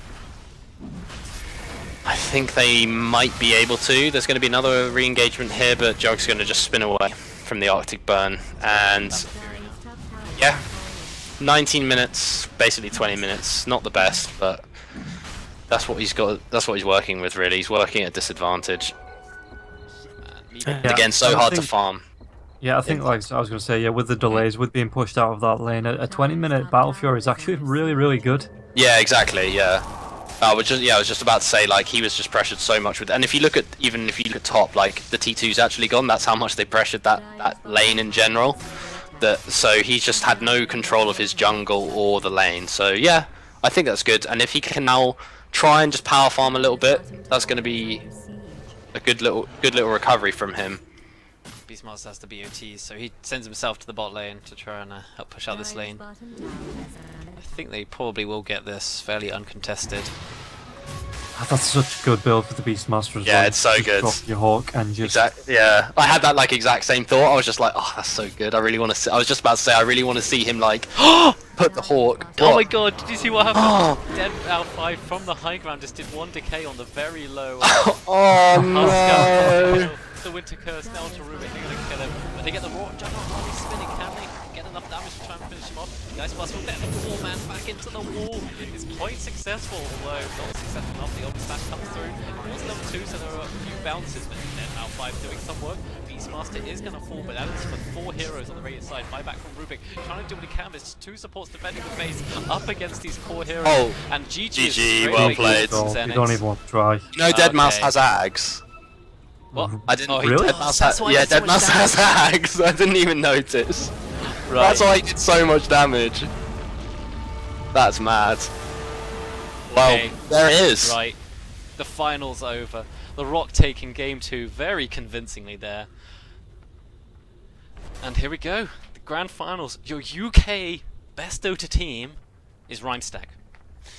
Yeah, I exactly. think you've got to give it up for XENEX though, playing for my nearly God. 9 Yeah, hours I was gonna straight. say it's such a shame for them because I think a few of those like little mistakes just build up. But you're like they've been playing since 3, and like you can't really blame Huskar for like mistoggling or whatever. And you know, No, with it's the real tough. decays, with the delays, well, yeah, decays killing off the Huskar. Yeah.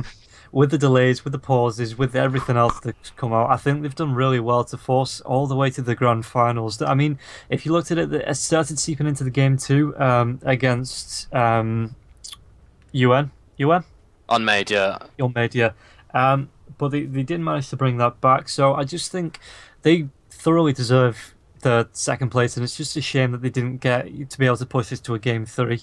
So I really enjoyed doing this over the weekend. I don't know about you two, but you know, I'd really like to do this again too. Maybe make it a monthly thing. Yeah, it was great for sure. Yeah, I think we should definitely kick off the UKDOTA 2 scene. Whoop, whoop.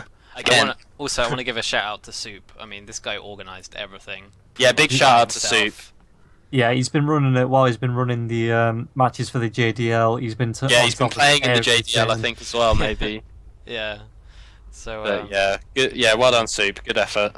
And yeah, I had a great time as well. I came in kind of last minute, but casted a few games here and there, and managed to get in for the trycast of the grand final. So thanks a lot, guys. no, it's cool. Good to have you here. Shame it couldn't have been a best of 5 at a but time. I don't think is an XENEX issue. would have lasted. If it was the best of 5, I'd be asleep halfway through game 3. Yeah. So let's. All right.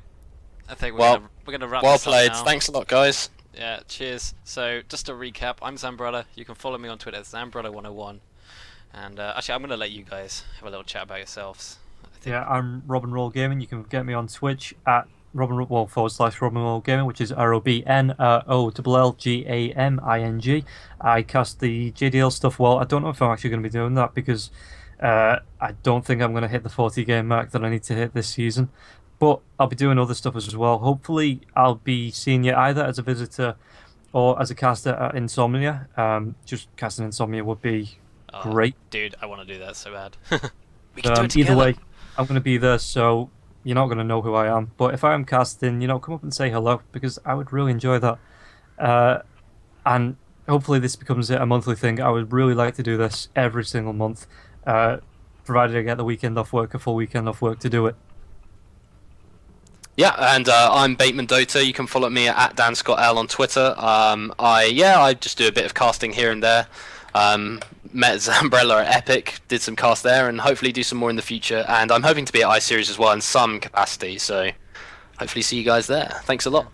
Yeah, so we're going to end that there. Thanks everyone for tuning in. Of course, I know all of us would love for more casting experience, so if you've enjoyed us, send us a message on Twitter or on Twitch. And I think that's it. Well played by all the teams, and we'll see you guys in a bit. Bye-bye. Cheers.